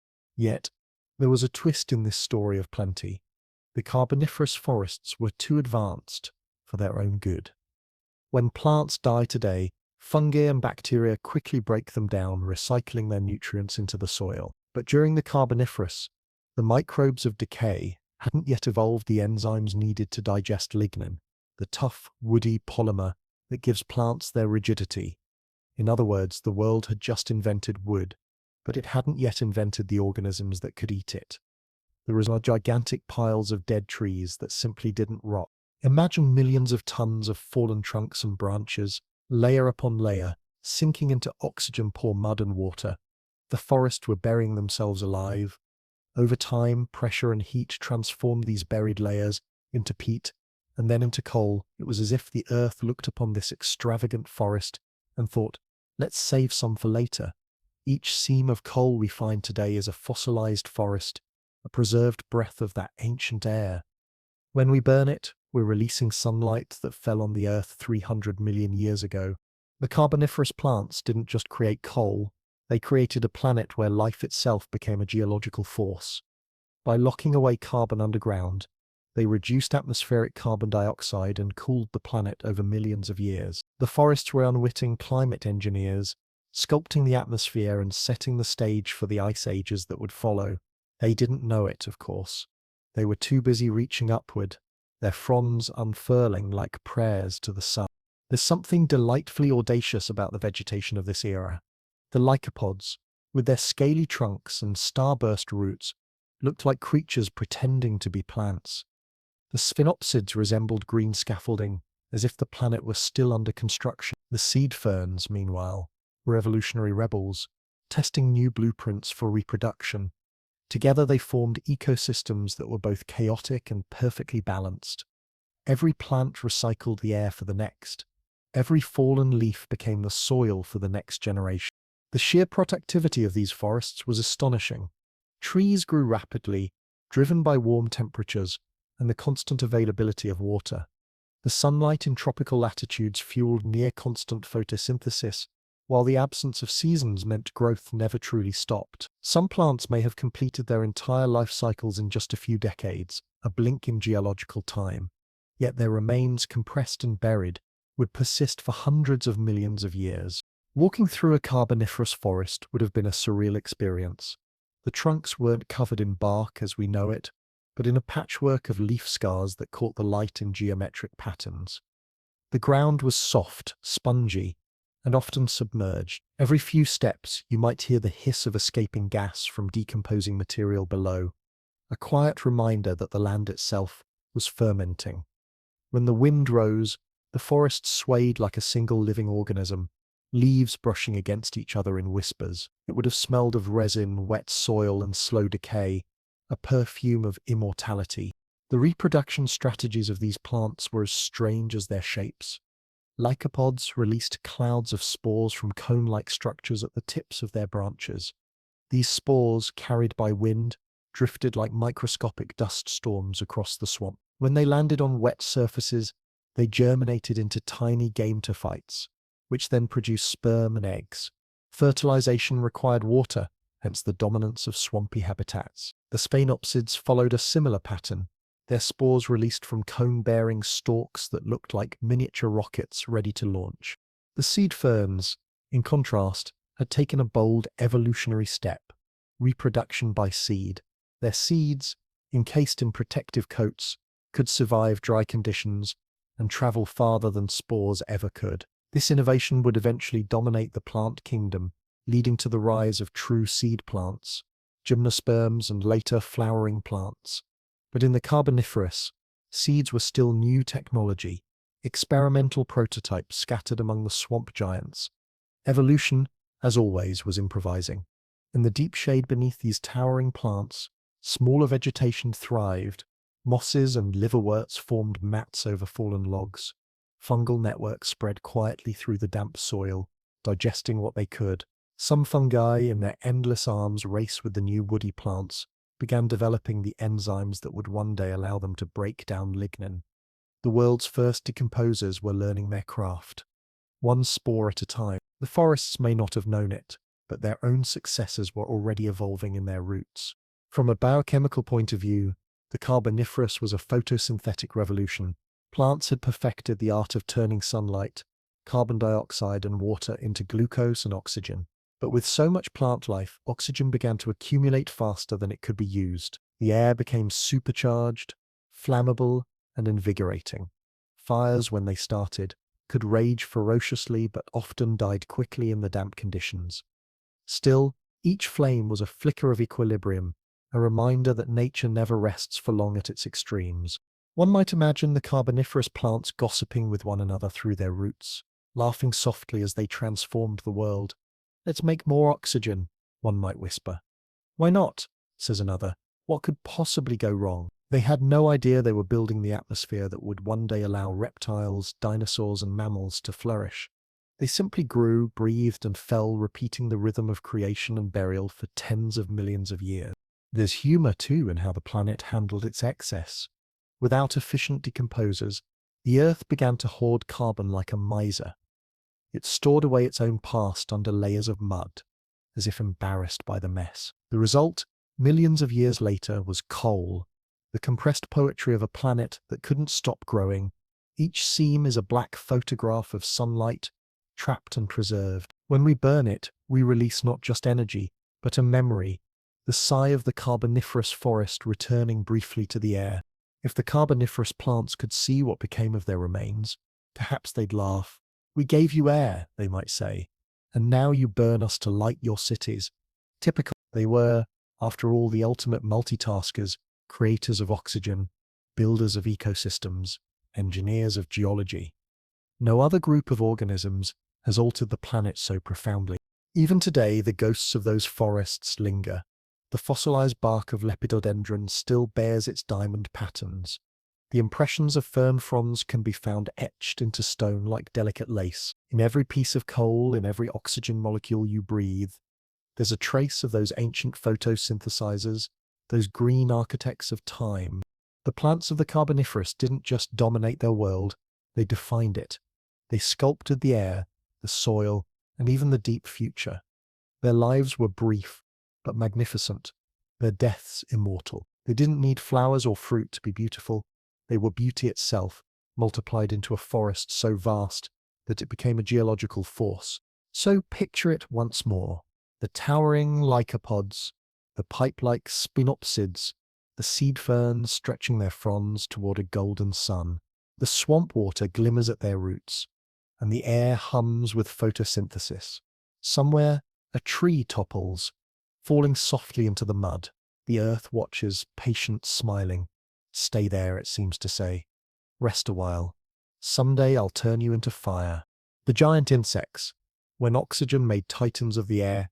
If you could step into the Carboniferous forest and listen, really listen, you'd hear it before you ever saw it. A low, heavy buzz, like the drone of 100 small engines woven together. Then a shadow would pass above you, and you'd look up just in time to see wings, 2 pairs of them, shimmering like stained glass, stretching over 70 centimeters from tip to tip. It isn't a bird, it isn't even close. It's an insect, a dragonfly to be exact. Meganeura, ruler of the Carboniferous skies, hunter of the air, and one of the strangest products of evolution's wild imagination. The Carboniferous world, roughly 320 million years ago, was an age of breath, thick, heavy, oxygen-rich breath. The air contained about 35% oxygen compared to today's 21%. It might not sound like much of a difference, but to life on Earth it was a revolution. For creatures that breathe through tracheae, tiny tubes that deliver oxygen directly from the air to their tissues, this atmospheric abundance was a golden ticket to gigantism. Insects, with their elegant simplicity and open respiratory systems, suddenly found themselves supercharged. The world was one big lung, and they were built to use it. Modern insects face a limit. Their tracheal systems can only deliver oxygen efficiently over short distances. The larger an insect grows, the harder it becomes for oxygen to diffuse throughout its body. But in the Carboniferous, oxygen wasn't scarce. It was everywhere. The air itself was thick with it. In that oxygen-rich soup, diffusion worked faster, deeper, more effectively. Trachea could feed even the largest bodies. It was like every breath they took was turbocharged. Evolution, sensing the opportunity, began its grand experiment in scale. The result was astonishing. Giant millipedes, longer than a human arm, scorpions that could stretch across your forearm, beetles the size of sparrows, and above them all, the legendary Meganeura, with wings broader than your shoulders. Picture it gliding between colossal tree trunks, each wing beat a slow, deliberate ripple through the humid air. The forests of the Carboniferous were not quiet places. They buzzed, clicked, whirred, and clattered with the sound of chitin and wing. Let's linger on Meganeura for a moment, because she deserves it. This insect, a relative of modern dragonflies and damselflies, was a masterpiece of aerodynamic design. Its wings, translucent and veined with intricate patterns, acted like twin sails catching the wind. The body was long and narrow, ending in sharp appendages that likely helped steer during flight. Its compound eyes, each made up of thousands of tiny lenses, could detect even the faintest movement. And those jaws, serrated and strong, perfect for snatching prey mid-air. Imagine being a small amphibian or another insect in those forests, minding your own prehistoric business. When a shadow flickers over you, there's a hiss of wings, a flash of light, and then gone. You've just been plucked from the air by a creature that weighs almost as much as a modern crow, but is infinitely more efficient at flying. Meganeura didn't flap constantly like modern dragonflies. It likely glided on thermals, using slow, powerful strokes to maneuver between sunbeams. The thick atmosphere of the Carboniferous, denser than today's, made flight easier for such large bodies. Each wing beat carried more lift, each gust of wind more support. The Carboniferous insects weren't just bigger, they were bolder. The forests were a perfect arena for their aerial dramas, towering trunks for perches, endless canopies for ambushes, and moist air that carried the scent of prey. Predatory insects like Meganeura ruled the sky, while the ground crawled with a cast of armored herbivores, decomposers, and opportunists. The airspace above the swamps must have looked like an aerial ballet, giant dragonflies darting and swooping, mayflies the size of dinner plates rising in swarms, beetles clattering like miniature aircraft. Scientists once thought insects could only reach such sizes because predators, particularly birds, hadn't evolved yet. Without the pressure of being eaten from above, insects could grow unchecked, but that's only half the truth. The real reason lay in chemistry. Oxygen was abundant, and the earth itself was feeding the experiment. The insects didn't need hearts or lungs to oxygenate their blood, because they didn't have blood in the vertebrate sense at all. Instead, their open circulatory systems relied entirely on the diffusion of gases through those tracheal tubes. More oxygen meant their simple system could do the work of a complex one. The world had quite literally turned them into giants through sheer atmospheric generosity. Even flight mechanics were on their side. The high oxygen levels meant that air density was slightly higher, providing more lift per wing beat. It was the perfect setup for insect aviation. The Carboniferous sky was filled with whirring giants, creatures that by today's standards shouldn't have been able to fly at all, yet did so gracefully. Insects were the undisputed masters of aerial evolution, millions of years before birds or bats even existed. Not all the insects of the Carboniferous were predators, of course. There were also enormous herbivores grazing on decaying plant matter, nibbling on spores, and recycling nutrients. Some species of ancient cockroaches, for example, grew to nearly 10 centimeters long. They were the recyclers of the swamp, moving through layers of leaf litter like tiny tanks. Millipedes of the genus Arthroplura stretched up to 2.5 meters in length, their dozens of legs clicking softly as they glided over the forest floor. These behemoths were harmless detritivores, feeding on fallen vegetation, but their size alone made them unforgettable. For every inch of swamp and sky there was movement, a constant rustle, flicker, or hum. The air was never still. Even the soil was alive, churned by the burrowing of larvae and beetles. The insects of this time weren't just living in the Carboniferous world, they were shaping it. They helped break down the dense vegetation, aided in spore dispersal, and served as prey for the emerging amphibians and reptiles. In a sense, they were the connective tissue of the biosphere, keeping the energy of the forests flowing. There's a certain comedy in imagining how alien this world would seem to us. Picture a scientist from today stepping into that jungle, their field notebook trembling as a dragonfly with the wingspan of a hawk buzzes overhead. The air is thick, almost syrupy, and every breath feels strangely rich. Somewhere nearby, a beetle the size of a pigeon crashes into a tree trunk, rights itself, and continues on completely unbothered. If there was ever a time when the earth felt over-caffeinated, it was now. And yet, for all their size, Carboniferous insects weren't invincible. Their gigantism depended entirely on that oxygen-rich atmosphere. As time passed and oxygen levels began to fall, likely due to changes in global carbon cycling, their reign slowly ended. The tracheal systems that once carried abundance became limiting once more. The giants of the air and the ground dwindled, replaced by smaller, faster, more adaptable descendants. But while they lasted, these creatures represented one of evolution's boldest experiments in scaling life to atmospheric chemistry. What might it have looked like a day in the life of Meganeura? The morning mist would hang low over the swamp, droplets clinging to fronds. As the air warmed, columns of rising heat, thermals, would begin to form. From its perch high on a tree trunk, the dragonfly would stretch its wings, shimmering with dew.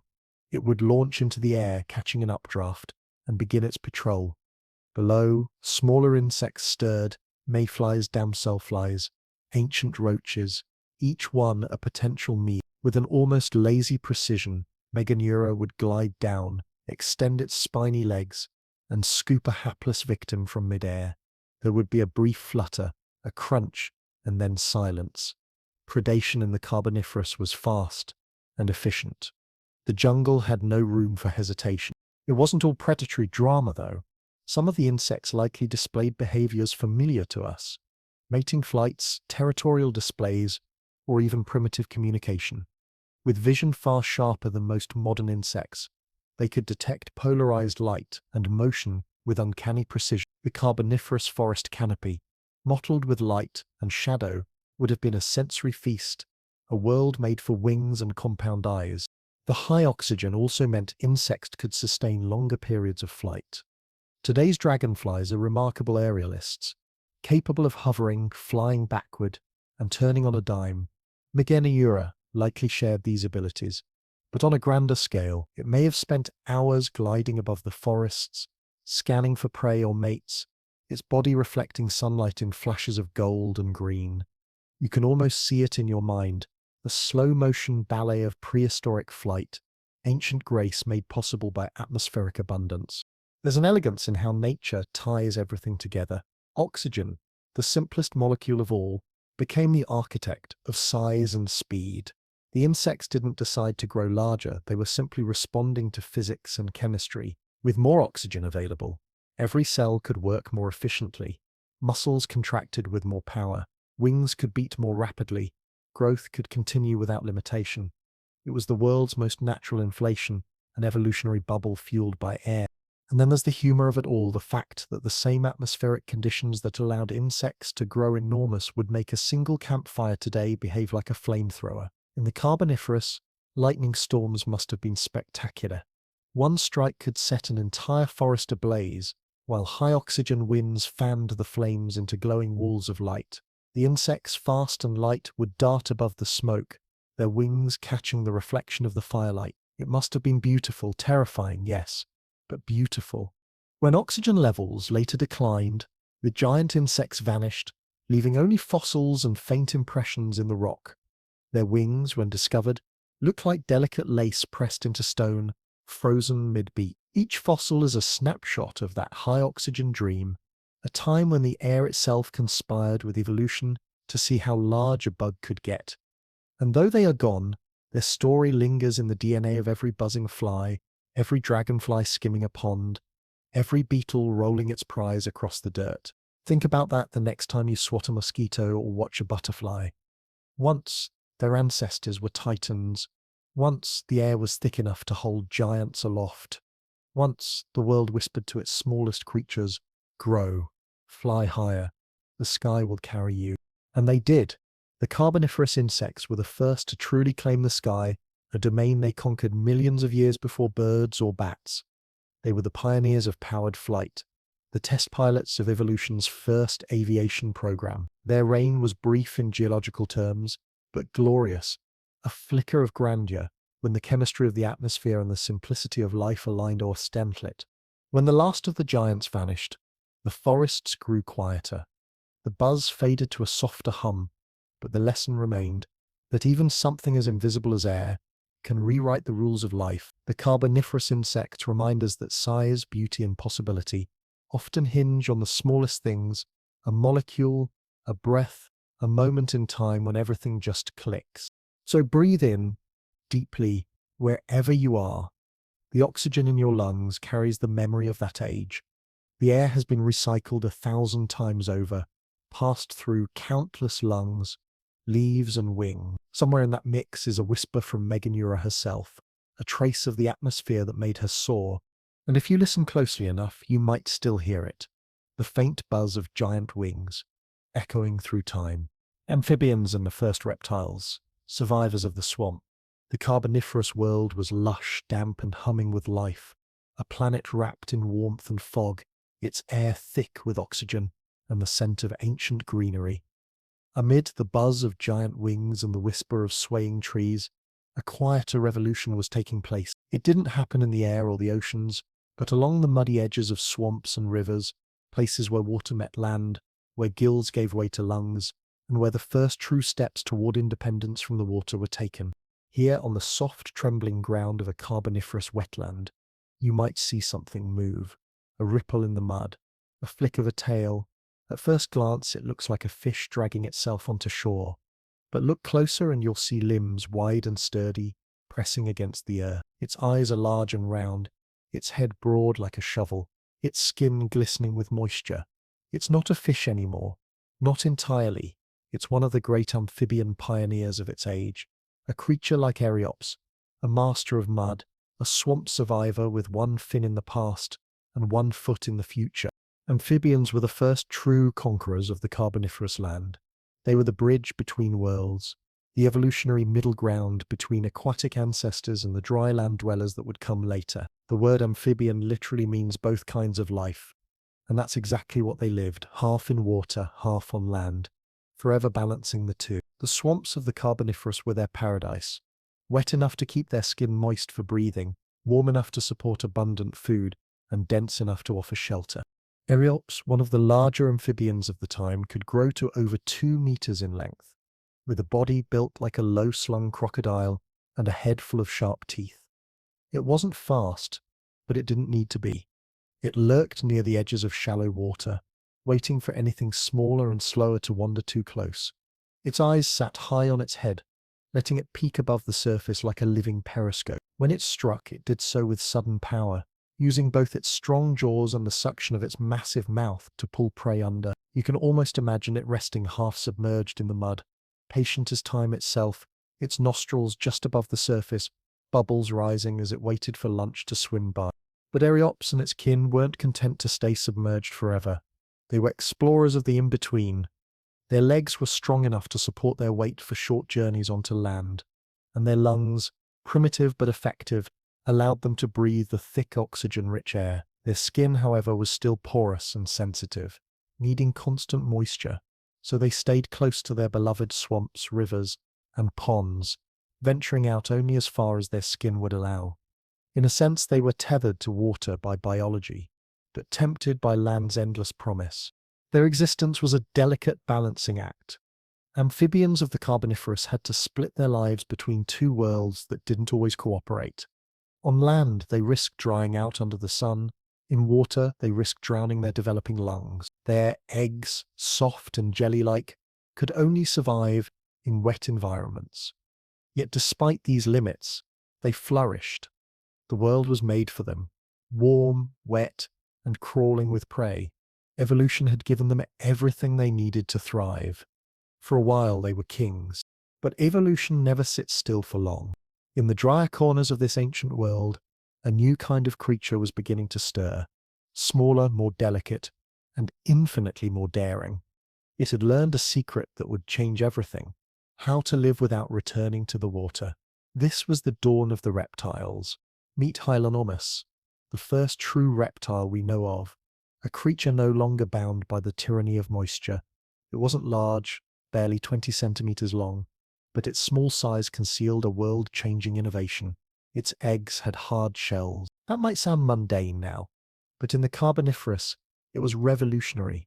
While amphibians laid their fragile eggs in ponds and swamps, Hylonormus laid hers on land, wrapped in protective membranes that prevented desiccation. Each egg was its own little ecosystem, a portable nursery that carried water inside instead of depending on it outside. The earth, it seemed, had whispered a new command to its creatures: stay dry, and Hylonormus listened. The amniotic egg, sealed, self-contained, and self-sufficient, was one of evolution's greatest inventions. Inside, the embryo could breathe, feed, and grow safely, protected from the hazards of the open air. It was a tiny miracle, a biological spacecraft for life's journey onto land. With it, reptiles were no longer tied to the swamps like their amphibian cousins. They could wander, explore, and eventually conquer the dry uplands where no amphibian dared to tread. Hylonomus itself was a nimble little thing, resembling a small lizard with slender legs and a pointed snout. Its skin was dry and scaly, covered in keratin that trapped moisture inside. Unlike the soft, breathable skin of amphibians, reptile skin was a suit of living armor, a shield against evaporation and injury. Its lungs were more efficient too, capable of drawing in the oxygen-rich air without relying on cutaneous skin respiration. It didn't have to sit half in water to breathe. It could bask under the sun, confident and independent. It's funny, in a way, Hylonomus probably didn't know it was making history. It was just trying to survive, darting between roots and logs, chasing insects, and hoping to avoid becoming a meal itself. Yet in doing so, it was reshaping the fate of life on Earth. Every bird, every mammal, every dinosaur that would come later owed a debt to that small creature that dared to go dry.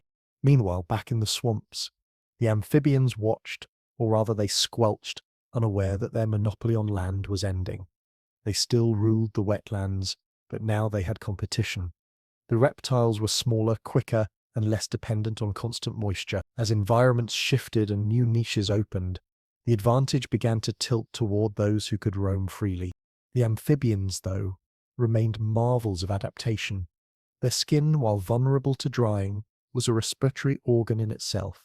Many could absorb oxygen directly through it, supplementing what their lungs couldn't provide. Their blood carried oxygen efficiently even when submerged, and their eyes, wide and expressive, were built for both light above and gloom below.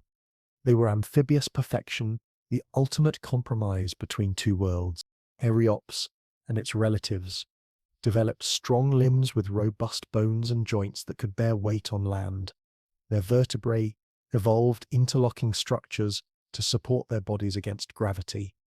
The transition from fin to foot was nearly complete. They could walk, not gracefully, but deliberately, with a side-to-side gait that carried them from pool to pool. It wasn't elegant, but it worked. Evolution doesn't reward style, it rewards persistence. And persistent they were. Amphibians became the dominant land vertebrates of the early Carboniferous, spreading across continents in vast numbers. Some were small and agile, hunting insects and worms. Others were large and imposing, lurking in ambush for anything that strayed too close. The swamps were full of them, eyes glinting in the water, throats pulsating as they croaked their ancient songs. For a time the world belonged to them. But then came Hylonomus and the amniotes, the reptiles with their sealed eggs, dry skin, and steady lungs. Evolution had found a way to carry water inside, to bottle the sea in miniature. It was as if life had learned to pack its own ecosystem for travel. With this gift, reptiles began to spread beyond the swamps, colonizing dry forests, uplands, and plains. The first of them were small, insect-eating opportunists, but their potential was limitless. Picture a forest floor during this transition. Amphibians like Eriops lounge near the water's edge, their slick skin glistening. The air is heavy, humid, and still. Then from the ferns, something stirs. A flicker of movement, a flash of scales. A young Hylonomus scurries across the mud, pauses, and climbs onto a dry log. The sun catches its tiny scales, and for the first time in history, a vertebrate truly belongs to the land. It's a small gesture, barely noticeable, but it's the moment everything changes. There's a charming irony to this story.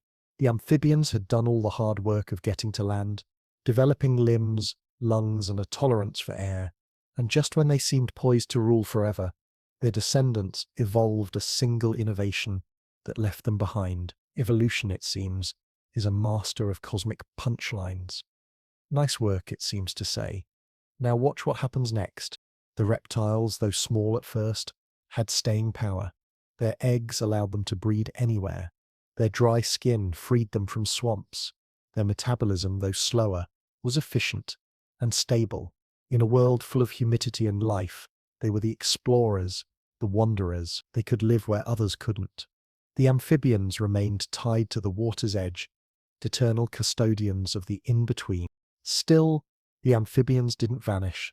They simply adapted to their niche. Even today, their descendants linger in the ponds and rivers, croaking reminders of a time when the world was theirs. The frogs and salamanders of our modern Earth carry the ancient blueprint of Eriops in their bones. They are the echoes of that first great leap from water to land, a leap so monumental it reshaped evolution forever.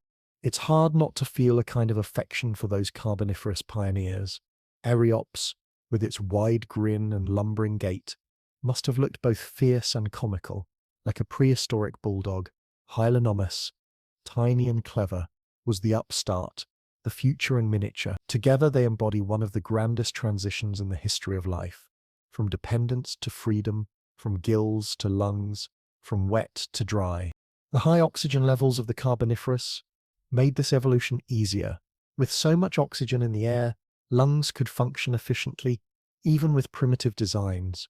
The atmosphere was forgiving, encouraging experimentation. It's as if the planet itself was cheering them on, whispering, "Breathe deeply, go farther," and they, over millions of years, these two lineages, amphibians and reptiles, would diverge further. The amphibians would remain the guardians of the water's edge. The reptiles would take to the deserts, the mountains, and eventually the skies. From the tiny steps of Hylonomus would come the titanic strides of dinosaurs, the gliding forms of birds, and even one distant day, the footprints of humans. But back in the Carboniferous, none of that existed yet. There were only swamps, forests, and the quiet determination of creatures learning to breathe in a new world. The amphibians basked in the shallows. The reptiles darted between tree roots, and above them, the heavy air shimmered with the breath of both. The earth, ever the patient teacher, smiled and whispered its next lesson: adapt or disappear. And so they adapted. Eriops stayed by the water, content in its muddy throne. Hylonomus ventured farther, her eggs safely tucked in nests of leaf litter. Each was perfect for its place, each a small miracle of evolutionary engineering. One represented the past, the other the future. Together, they told the story of life's stubbornness, its refusal to stop, its endless curiosity, its drive to try something new just to see if it works. So if you ever watch a frog leap into a pond or see a lizard basking in the sun, remember the Carboniferous.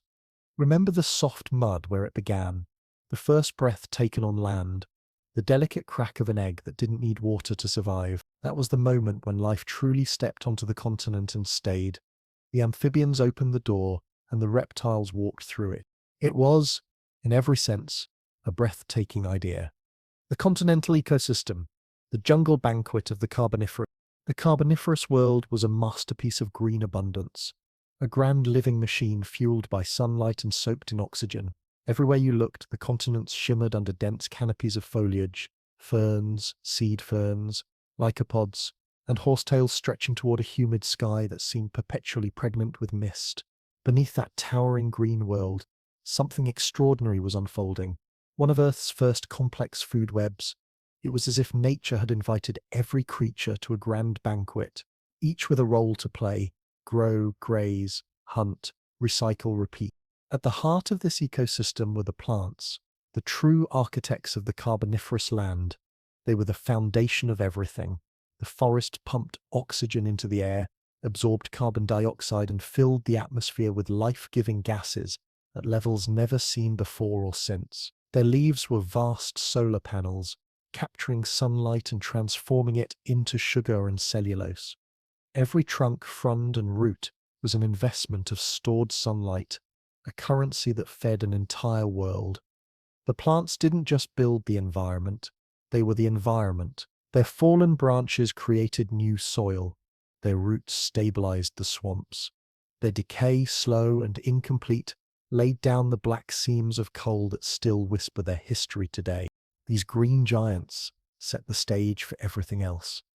The forests of lycopods and seed ferns were bustling, multi-tiered worlds, teeming with insects that crawled, flew, and buzzed in numbers that defy imagination. The air was thick with wings. Every surface, from leaf tip to tree trunk, held some form of creeping or chewing life. In this grand feast, The first diners were the herbivores, ancient insects that feasted on the plant matter of the Carboniferous with unrelenting enthusiasm. Some of these early herbivores had evolved specialized mouthparts for scraping and cutting, a bold new step in evolutionary dining. They chewed at fronds, bored into stems, and nibbled on spores. In modern forests, herbivory is a familiar hum in the background of life. But in the Carboniferous, it was a recent invention, an experiment in consumption. Before this era, plants had lived mostly untouched, basking in the sun without fear of being eaten. But once insects discovered the taste of leaves, evolution never looked back. The forest floor must have sounded like 1,000 tiny factories at work, mandibles crunching, wings fluttering, carapaces clinking softly in the thick, oxygenated air. Imagine a swarm of early cockroaches the size of your hand rustling through the detritus, their antennae waving like whiskers in the gloom. Above them, enormous dragonflies perched like hovering predators, watching, waiting for movement. The insects weren't just nuisances, they were the gears that kept the ecosystem running. They pollinated spores, decomposed fallen leaves, and formed the foundation of the Carboniferous food chain. And what a food chain it was! The Carboniferous ecosystem was a pyramid of appetite, each level stacked neatly on the one below it. At the bottom were the producers, the plants, tireless and patient, converting light into matter. Next came the herbivores, insects and small arthropods, feeding on that endless buffet of green. Above them lurked the carnivores, amphibians, reptiles, and predatory insects waiting to turn that herbivorous energy into muscle and motion. Every bite, every flutter, every croak was a link in this new, terrestrial chain of survival. If the plants were the caterers of the Carboniferous banquet, then the insects were the eager diners, and the amphibians and reptiles were the gate crashers. The forest floor was alive with predation.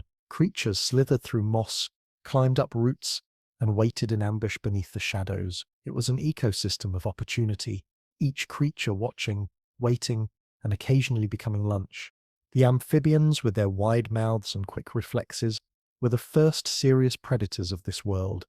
They lurked by the pools, feeding on insects and anything small enough to fit between their jaws. Their hunting technique was simple and effective.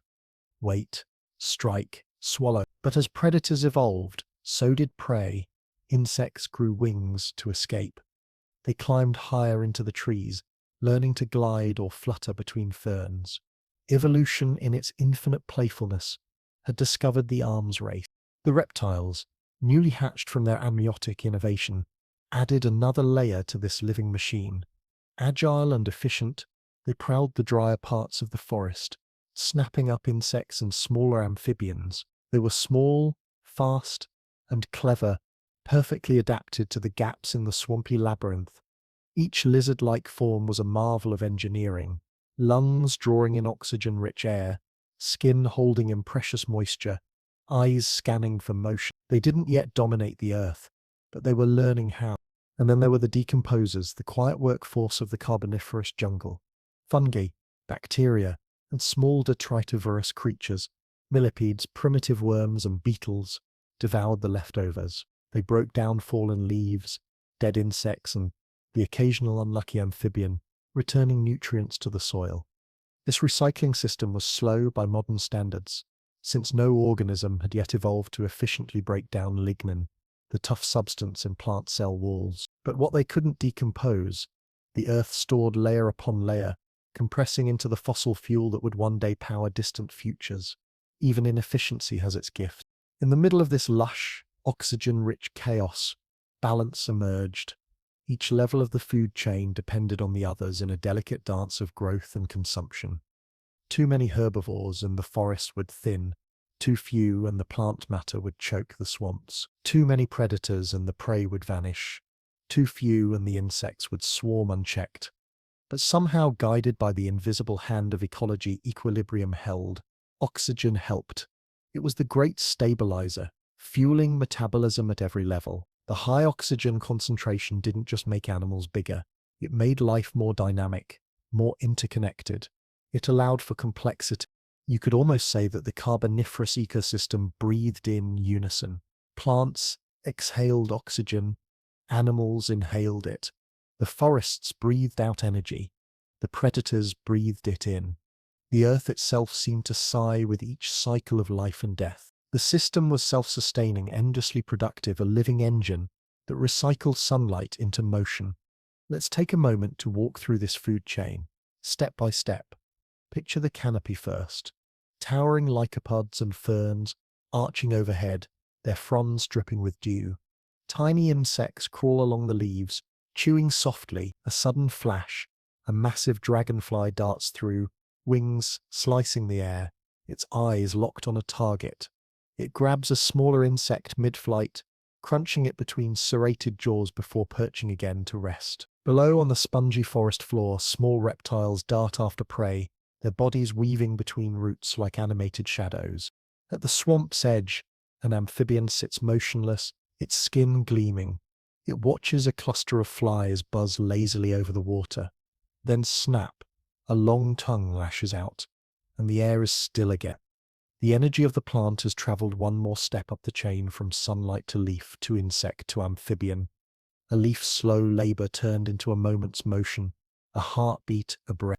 When you think about it, this is the essence of ecology, the endless transformation of energy from one form to another, with life as the middleman. The Carboniferous didn't invent the food web, but it perfected it. It was the first time on land that the full structure was in place, a complete, self-sustaining system of producers, consumers, and decomposers. And because the environment was so rich, evolution had the freedom to play, to test, to improvise. Of course, in this ancient jungle feast, not everything went smoothly. The swamps were treacherous. One misstep and a small reptile could sink into the muck, never to crawl out again. Predators could become prey in an instant. Giant plants occasionally toppled, crushing everything beneath them. The ecosystem may have been balanced, but it wasn't gentle. It was an elegant form of organized chaos, humming with energy and occasional catastrophe. The abundance of oxygen added a strange flavor to this balance. Fires were frequent and fierce, igniting when lightning struck dry fronds. When they burned bright, flames dancing orange and blue, feeding on the atmosphere's richness. But unlike modern wildfires, these blazes were part of the rhythm. The forest would smolder, then regrow with astonishing speed. Ash nourished the soil. Life, as always, found a way to turn destruction into renewal. For the creatures within it, this jungle of plenty was both paradise and peril. Food was everywhere, but so were hunters. The smallest movement could draw attention, and camouflage became an art form. Insects evolved patterns that mimicked bark and leaves. Reptiles adopted mottled scales to blend into the mud. Even the amphibians hid in plain sight, their wet skin glistening like reflections on water. Every adaptation was a negotiation, a trade between survival and hunger. And through it all, the air remained the quiet hero of the story. The Carboniferous atmosphere was a partner in evolution, giving every creature a metabolic edge. Insects could fly higher and faster. Amphibians could draw deep breaths on land. Reptiles could expand into new territories. Even decomposition thrived in this aerated world. Oxygen wasn't just a gas, it was the great conductor, orchestrating the symphony of life. Imagine standing in that world. Around you, the forest hums with energy. The ground is soft beneath your feet, the air heavy with oxygen and the scent of wet earth. Above, something flutters, a dragonfly with the wingspan of a hawk gliding between shafts of sunlight. Somewhere nearby, a small reptile darts across the moss, snapping at something unseen. You hear rustles, splashes, the faint rhythm of life eating life, the grand machinery of the ecosystem turning its gears. It's not a scene of violence, it's a scene of connection. Every act of consumption is also an act of continuation. Even in death, the forest doesn't stop. A fallen creature becomes food for scavengers. Its bones enrich the soil. Its body, over time, becomes part of the peat that will one day compress into coal. Nothing is wasted. The forest is a perfect recycler, a closed loop of transformation. From the smallest microbe to the tallest tree, everything belongs. There's humor in this too, the kind of quiet irony that nature specializes in. The insects, chewing endlessly on leaves, have no idea they're feeding the amphibians. The amphibians, gulping them down, don't know they're nourishing the reptiles. The reptiles, basking in the sunlight, have no idea that one day they'll become fossils, fuel for a civilization that won't exist for hundreds of millions of years. The forest just keeps going, oblivious and magnificent.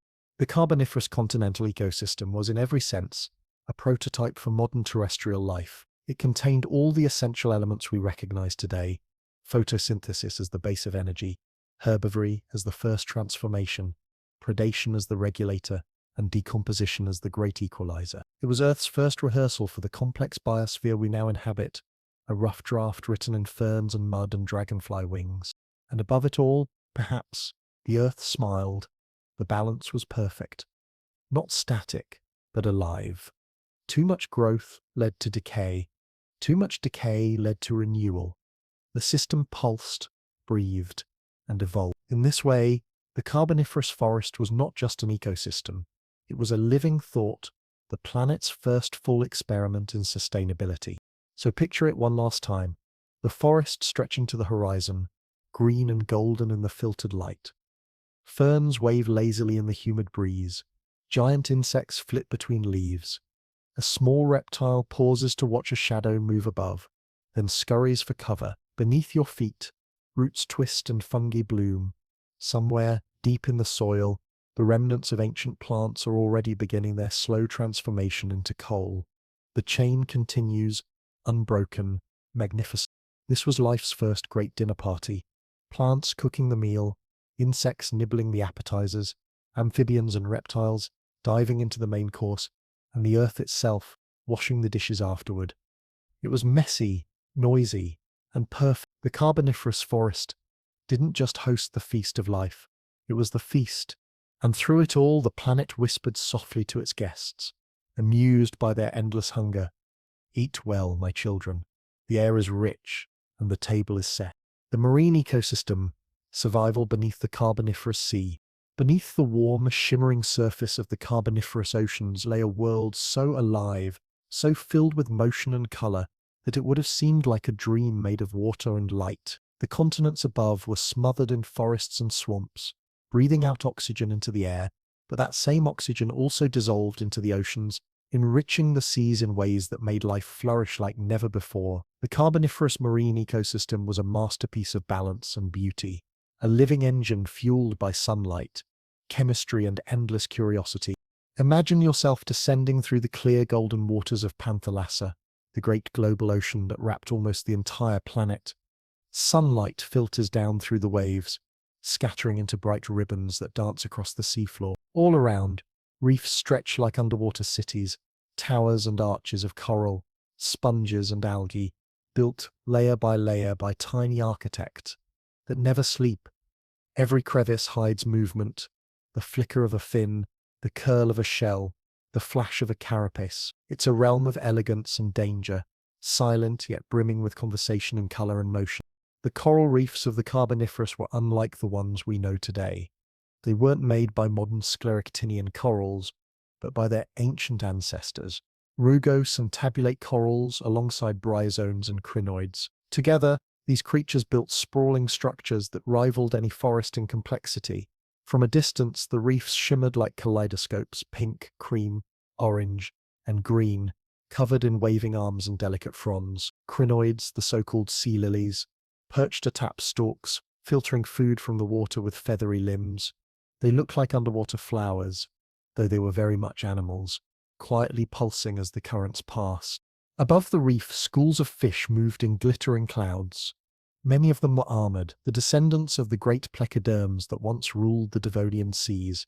Though smaller now, sleeker and quicker, their scales shone like burnished metal, and their jaws had evolved into efficient cutting machines, perfect for nipping at coral or chasing smaller prey.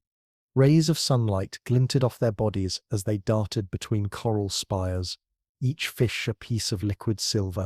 In the middle depths, strange beings drifted through the blue gloom.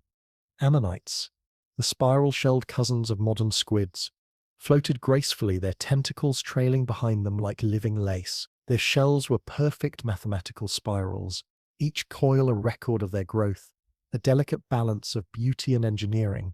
They used jet propulsion to move, sucking in water and expelling it in rhythmic bursts. Spinning and gliding through the water with the effortless grace of a ballerina. Some ammonites were no larger than your hand. Others grew as wide as a wagon wheel.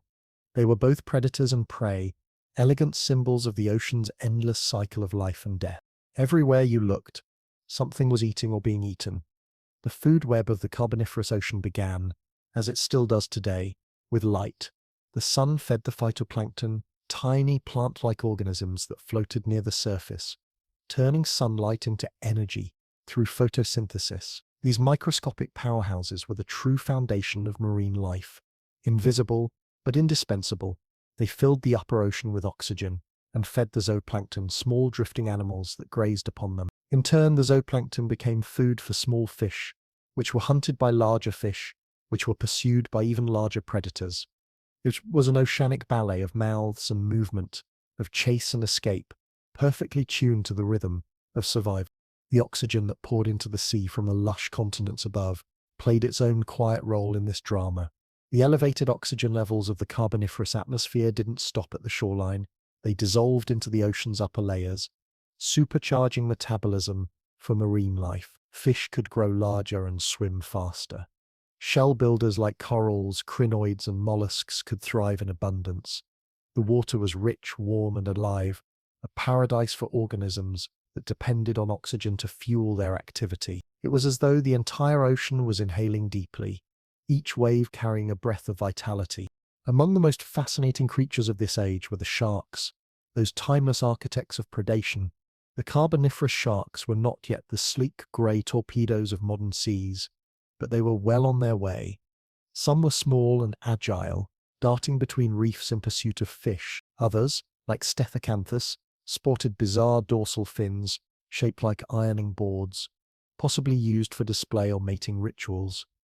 And then there were the giants, Helicoprion, with its mysterious spiral jaw that looked like a circular saw, and Cladocella, the swift hunter of the shallows. The sharks were already experimenting with form and function, refining the art of being apex predators long before dinosaurs would ever appear. The reef ecosystem itself was a living labyrinth. Small crustaceans scuttled across coral branches, grazing on algae. Worms burrowed into the limestone, creating homes that became shelters for others. Starfish and brittle stars crept across the sand, devouring the remains of the dead. Sea urchins grazed on the algae, keeping the balance in check. Even decay had its place. Bacteria and tiny scavengers recycling nutrients back into the food chain. The entire reef pulsed with activity, each organism playing its role in a complex choreography that had no conductor yet never lost its rhythm. And then there were the brachiopods, quiet but abundant, anchored to the seafloor like living clams. They opened and closed their shells in a slow, meditative rhythm, filtering microscopic particles from the water. They were the quiet citizens of the Carboniferous Ocean, numbering in the millions, carpeting the sea bottom in vast colonies. Their presence added texture to the marine landscape, like pebbles in a riverbed of life.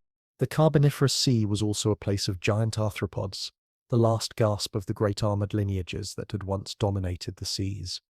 Some trilobites still scuttled across the sediment, though their numbers were dwindling. Others, like eurypterids, the sea scorpions, roamed the shallow waters, their pincers gleaming, their movements deliberate and regal. Though their reign was fading, they still commanded respect as the ocean's ancient aristocrat. Deeper down, beyond the reach of sunlight, a different world existed. There the water grew cool and shadowed.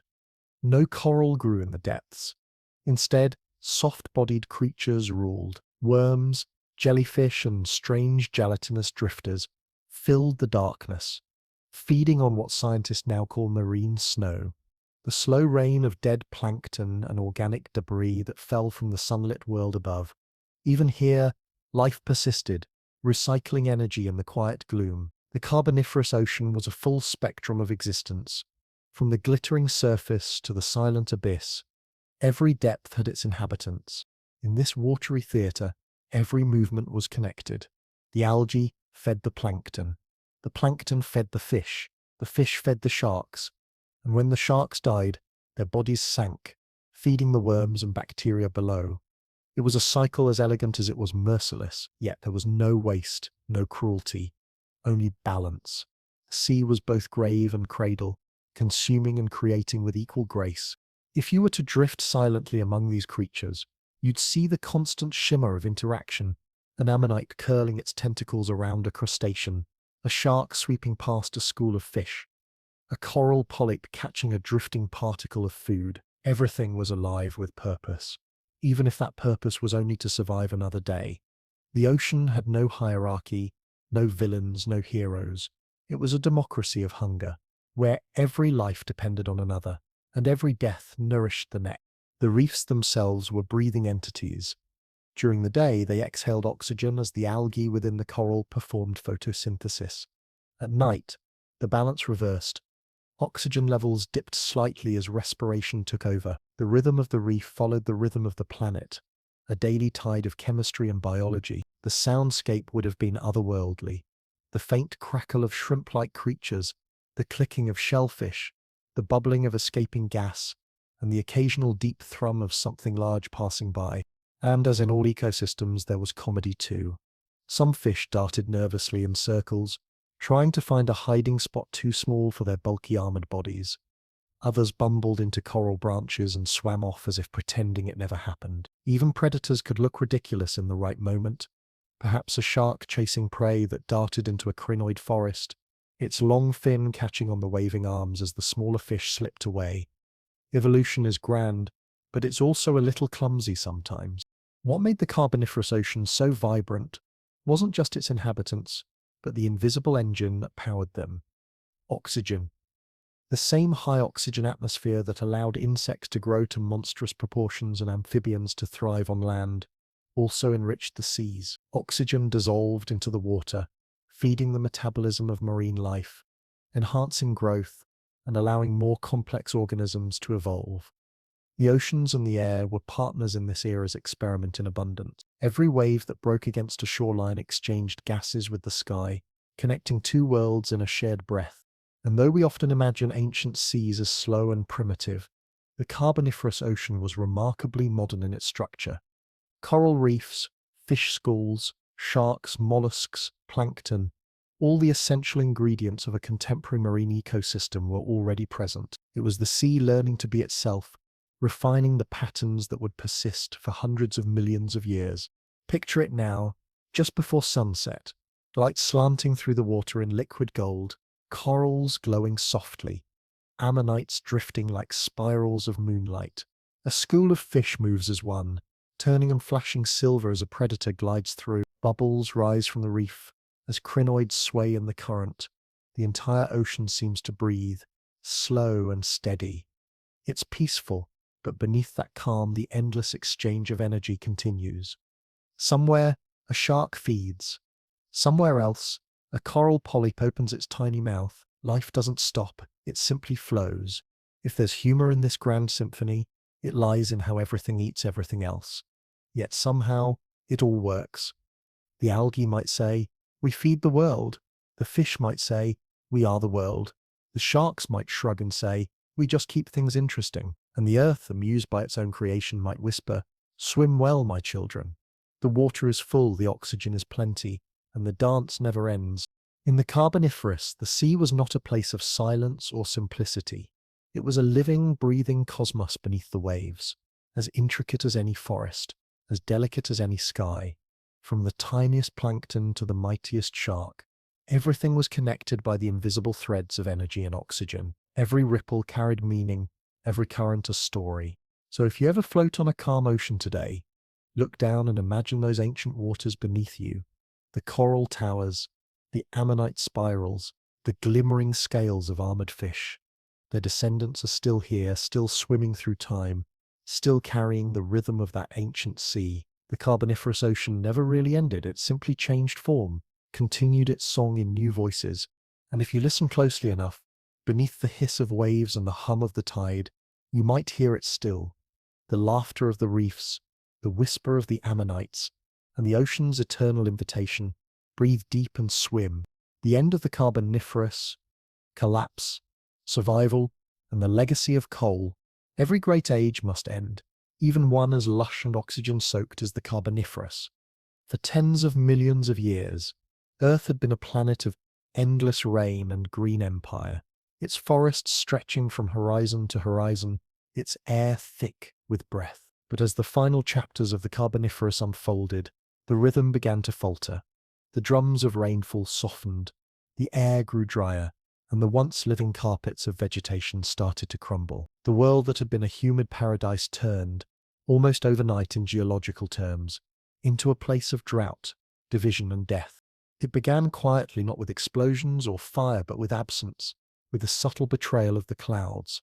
The rain stopped coming as often. Swamps began to shrink, rivers withdrew into narrower channels, and the mighty ferns and lycopods that had built entire continents of greenery found themselves thirsting for water that no longer arrived. The planet's atmosphere, still rich in oxygen, began to feel strangely hollow without the breath of its forests. The age of abundance was giving way to the age of attrition. Scientists call this event the Carboniferous rainforest collapse, a phrase that captures both its drama and its devastation. Around 305 million years ago, the once connected rainforests of Euramerica, the great equatorial band of life that had fueled the world's oxygen and shaped its coal beds, began to fragment. What had been one continuous swampy Eden became a patchwork of isolated ecosystems. Where there had been rivers and deltas, there were now arid plains. Where forests once sang with the hiss of giant insects and the croak of amphibians, silence crept in. This was not a single cataclysm, but a slow unweaving, the masterpiece. The Earth's climate shifted, growing cooler and drier, likely triggered by the assembly of the supercontinent Pangaea. As land masses merged, weather patterns changed. The great equatorial rains that had once fed the swamps grew unpredictable. Vast mountain ranges rose, disrupting air currents and creating continental rain shadows, regions starved of moisture. The humid breath of the Carboniferous began to dry out. For the trees that had ruled for so long, this was a crisis. The mighty lycopods, with their shallow root systems and dependence on constant water, could not survive the drought. One by one, the green giants fell, their massive trunks, once towers of life, toppled and rotted in the newly parched mud. The great forests that had covered continents with canopies taller than cathedrals began to collapse. The earth, once wrapped in green, started to show her bare skin again. The fall of the forests brought cascading consequences. With fewer trees to capture carbon dioxide, atmospheric carbon dioxide levels began to fluctuate wildly. The stable balance of the Carboniferous was broken. Oxygen levels, once soaring at 35%, began their slow descent. The thick air that had allowed insects to grow to monstrous proportions began to thin, and with it the world of giants began to shrink. The insects, those airborne lords of the Carboniferous, were among the first to feel the change.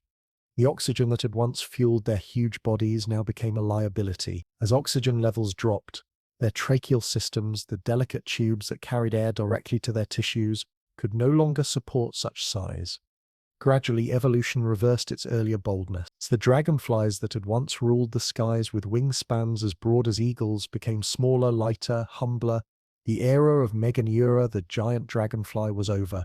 You might imagine them sighing as they dwindled, muttering to themselves, "Well, that was fun while it lasted."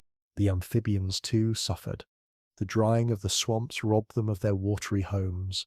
Their eggs, soft and vulnerable, could not survive in dry air. Many species vanished as their breeding grounds disappeared. Some tried to adapt, burrowing into the mud or retreating to shrinking pools, but the trend was against them. The world that had once favored their moist semi-aquatic ways was slipping away. But evolution, ever pragmatic, found a new favorite. The reptiles, with their dry, scaly skin and hard-shelled eggs, were ready for this new, drier world. While the amphibians mourned the loss of their swamps, the reptiles spread out over the drying land, conquering new territories. The same event that spelled doom for one group became opportunity for another. The earth, in her quiet way, was reshuffling the deck of life. It was not the end of life. It was the end of one kind of life. The forests that had created the Carboniferous dream, those massive factories of oxygen and coal, were not destroyed in a blaze of apocalypse, but in a slow, collective exhaustion. The rains grew fickle, the climate cooled, the great equatorial jungles became fragmented islands of greenery, surrounded by desert-like expanses. The ecosystem that had once stretched across continents became a series of disconnected refuges, and in isolation, many species perished. The rainforest collapse was one of Earth's great evolutionary turning points. Before it, life had been dominated by moisture-loving species, amphibians, giant insects, and towering swamp trees. After it, life adapted to dryness, smaller, tougher, more independent. The Carboniferous had been an age of plenty. What followed would be an age of resilience. And yet, even in its death, the Carboniferous left behind a gift. Its legacy of coal, every fallen tree, every drowned fern, every root that sank into the swampy mud had been transformed over millions of years into dense black seams of carbon. When the forests fell, they didn't vanish entirely, they simply moved underground. They became time capsules of sunlight, compressed memories of the age of oxygen. In a way, the forests never truly died. They just changed form, turning into the very fuel that would one day ignite the furnaces of civilization. Picture the irony. The forest that once filled the air with oxygen would one day return as smoke, rising again into the sky through the chimneys of human industry. Every flicker of firelight, every glowing ember in a hearth or a power plant is the ghost of the Carboniferous whispering through time.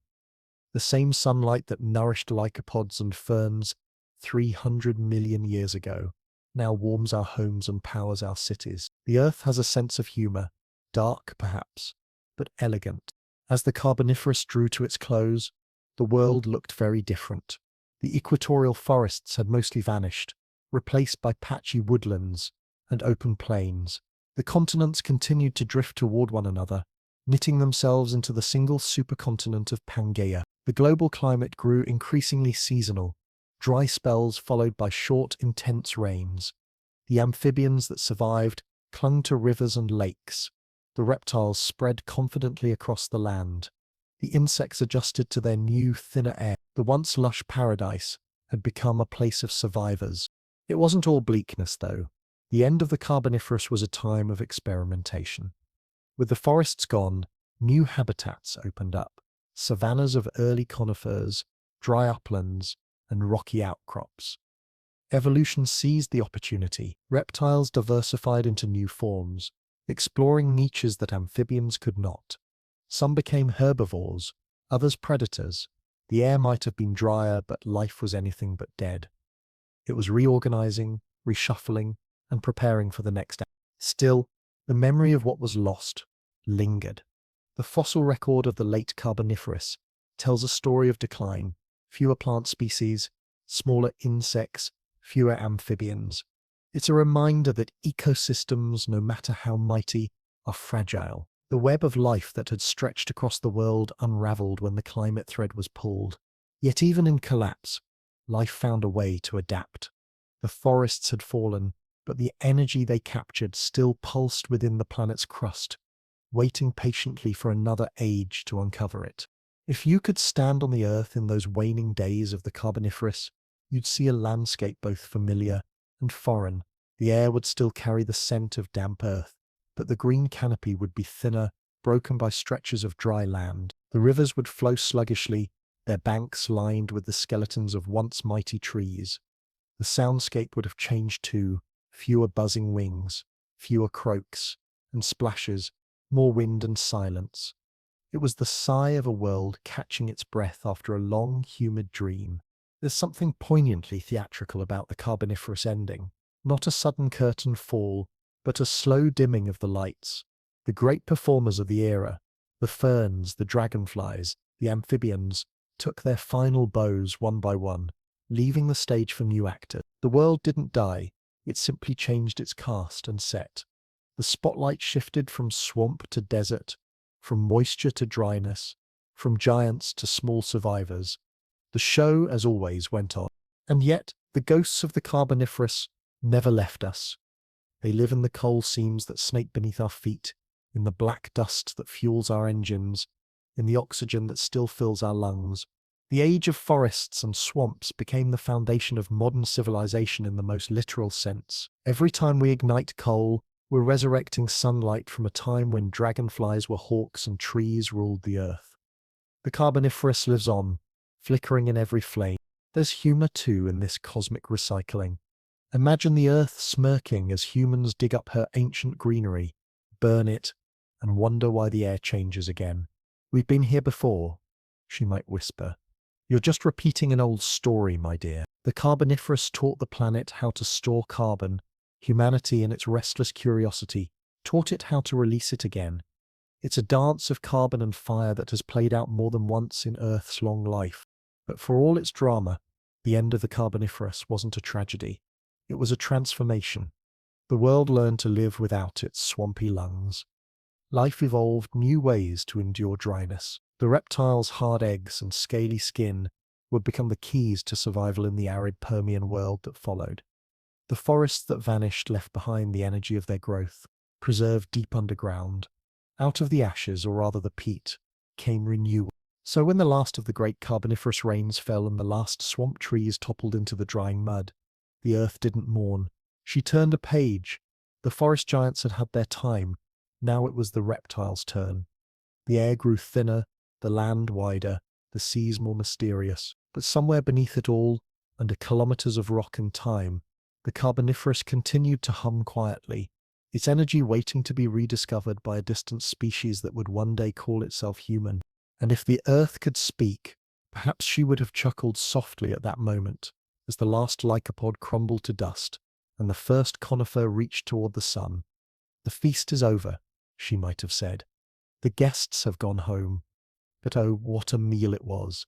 And deep below, the coal, the ancient breath of forests and ferns, began its long sleep, dreaming of fire.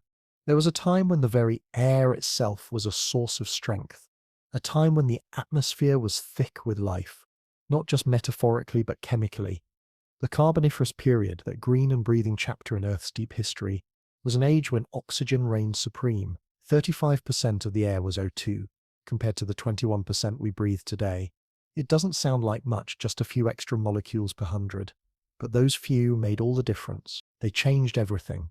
How big creatures could grow, how efficiently they could move, even how ecosystems functioned. The Carboniferous world was a biological experiment conducted on a planetary scale, and its results still whisper lessons to us, millions of years later, in every breath we take. In the Carboniferous, oxygen wasn't just a background gas.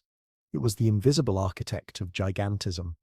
The forests, endless and dense, were photosynthesis machines, pumping oxygen into the air faster than geological processes could absorb it. Imagine every fern, every lycopod, every tree-sized horsetail working like a green factory, releasing clouds of oxygen as a side effect of their hunger for sunlight. The atmosphere thickened with it, becoming a planet-sized lung.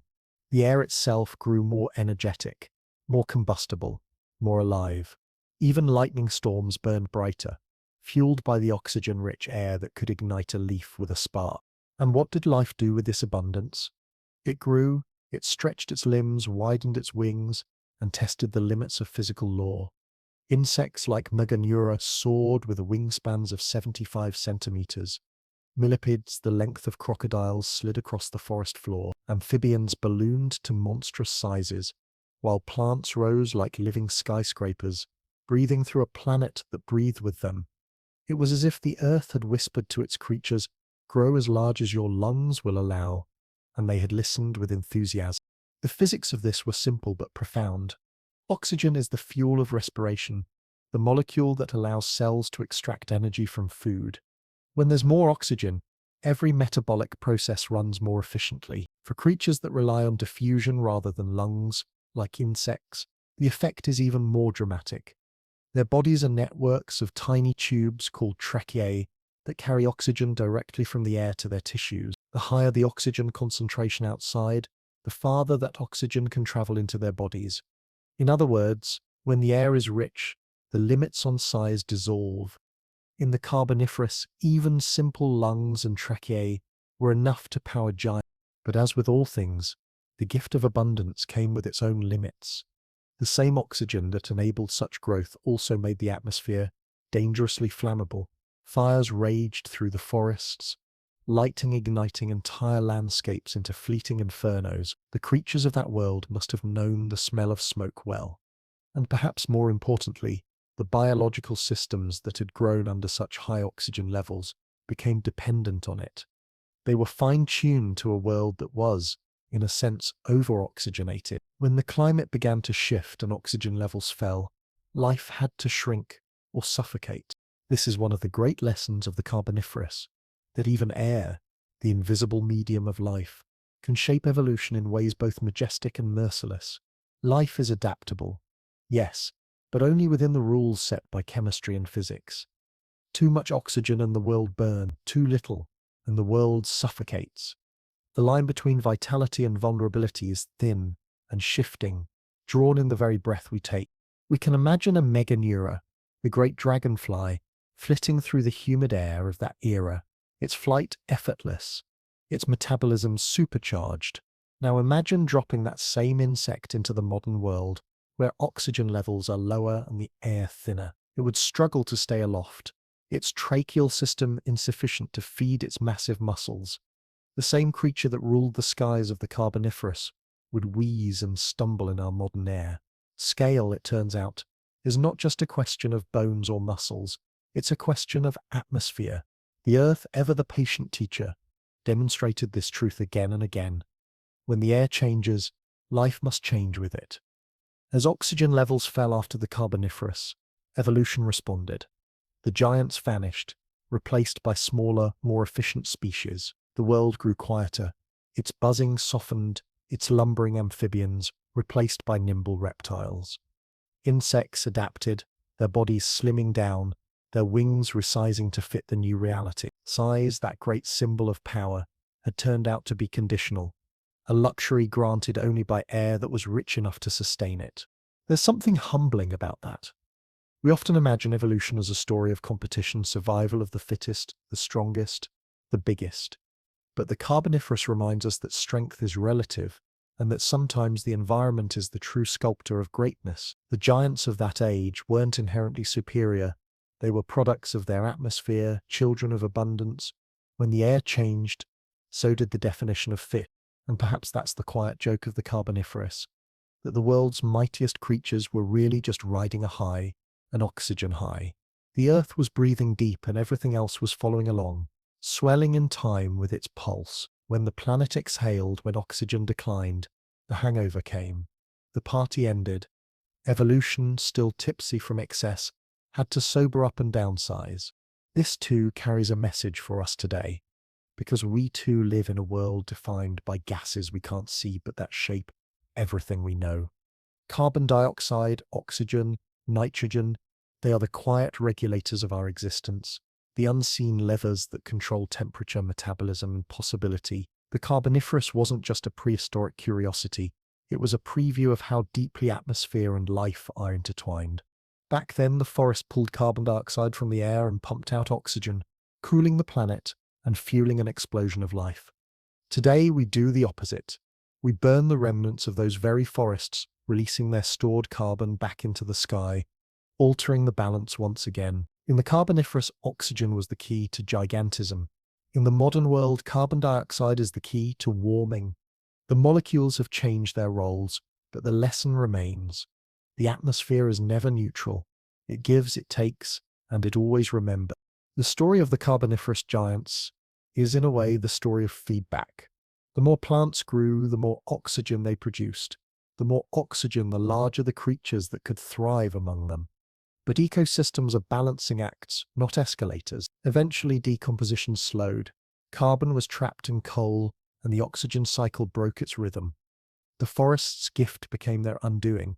The world breathed too much in and not enough out, and the balance faltered. Even abundance must be managed. If you squint, you can see the same principle at work in our modern climate.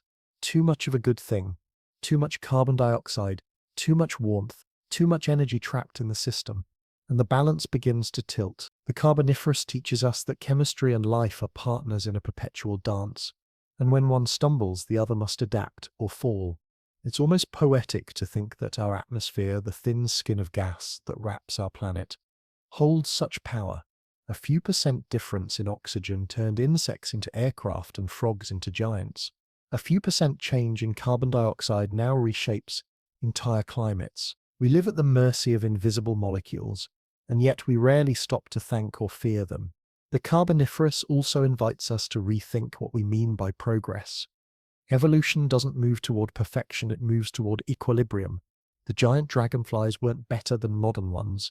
They were just suited to a different era. Likewise, our world today isn't more advanced than theirs. It's simply tuned to a different balance. The real miracle is not that life grows large, but that it persists at all, constantly reconfiguring itself around the ever-changing breath of the planet. It's tempting to romanticize the Carboniferous as a lost paradise, a lush green world of endless oxygen and towering trees. But imagine living there, every fire a potential inferno, every breath almost too rich, the air itself heavy and reactive. The world was vibrant, yes, but volatile. The giants lived in luxury, but their luxury was borrowed from the chemistry of their time. In a sense, the Carboniferous was both gift and warning, a demonstration of what happens when one part of Earth's system, oxygen, rises unchecked, tipping the scales toward instability. And yet, there's humor in the thought that the same air that made giant dragonflies possible would make modern humans lightheaded. If we could travel back, take a deep breath of Carboniferous air, our lungs might rejoice for a moment, then cough in protest. Too much oxygen can be toxic. It generates free radicals, accelerates decay, and overwhelms our delicate systems. The atmosphere that made ancient insects soar would make our cells tremble. It's a reminder that more isn't always better. Even breathing has its limit. Still, there's awe in imagining it. The air so thick with oxygen that your every breath feels electric. The world shimmering with vitality. The very act of living supercharged. The Carboniferous was life at full volume. The planet singing in a higher key. The sound has faded, but the melody remains, humming quietly in the structure of our ecosystems, our lungs, our blood. We are, quite literally, descendants of that air. Perhaps the greatest lesson of all is humility. The giants of the Carboniferous rose and fell not through choice or competition, but because the planet changed how it breathed. Their fates were written in the chemistry of the sky, and we too are creatures of that same fragile system. Our atmosphere is not a backdrop, it's a participant, a living partner in our story. When we change it, we change ourselves. So when we talk about climate change, we're not discussing something foreign or external. We're discussing the continuation of a story that began hundreds of millions of years ago, when forests first filled the air with oxygen and reshaped the planet's chemistry. We're part of the same dialogue between life and atmosphere, still negotiating the terms of coexistence. The Carboniferous reminds us that these negotiations never end, and that they always come with consequence. Oxygen made giants possible, but it also made them vulnerable. It granted a temporary extravagance that the Earth eventually rescinded. Our own age of abundance, our fossil-fueled civilization, is built on the gifts of that ancient time, on the very carbon the forests buried. The irony is exquisite. We burn the past to power the present, breathing in the ghosts of the Carboniferous while altering the air once again. If the Earth could speak, and perhaps she does, through her winds and weather, she might chuckle softly at the symmetry. "I've seen this before," she'd say. "You're not the first to reshape my air.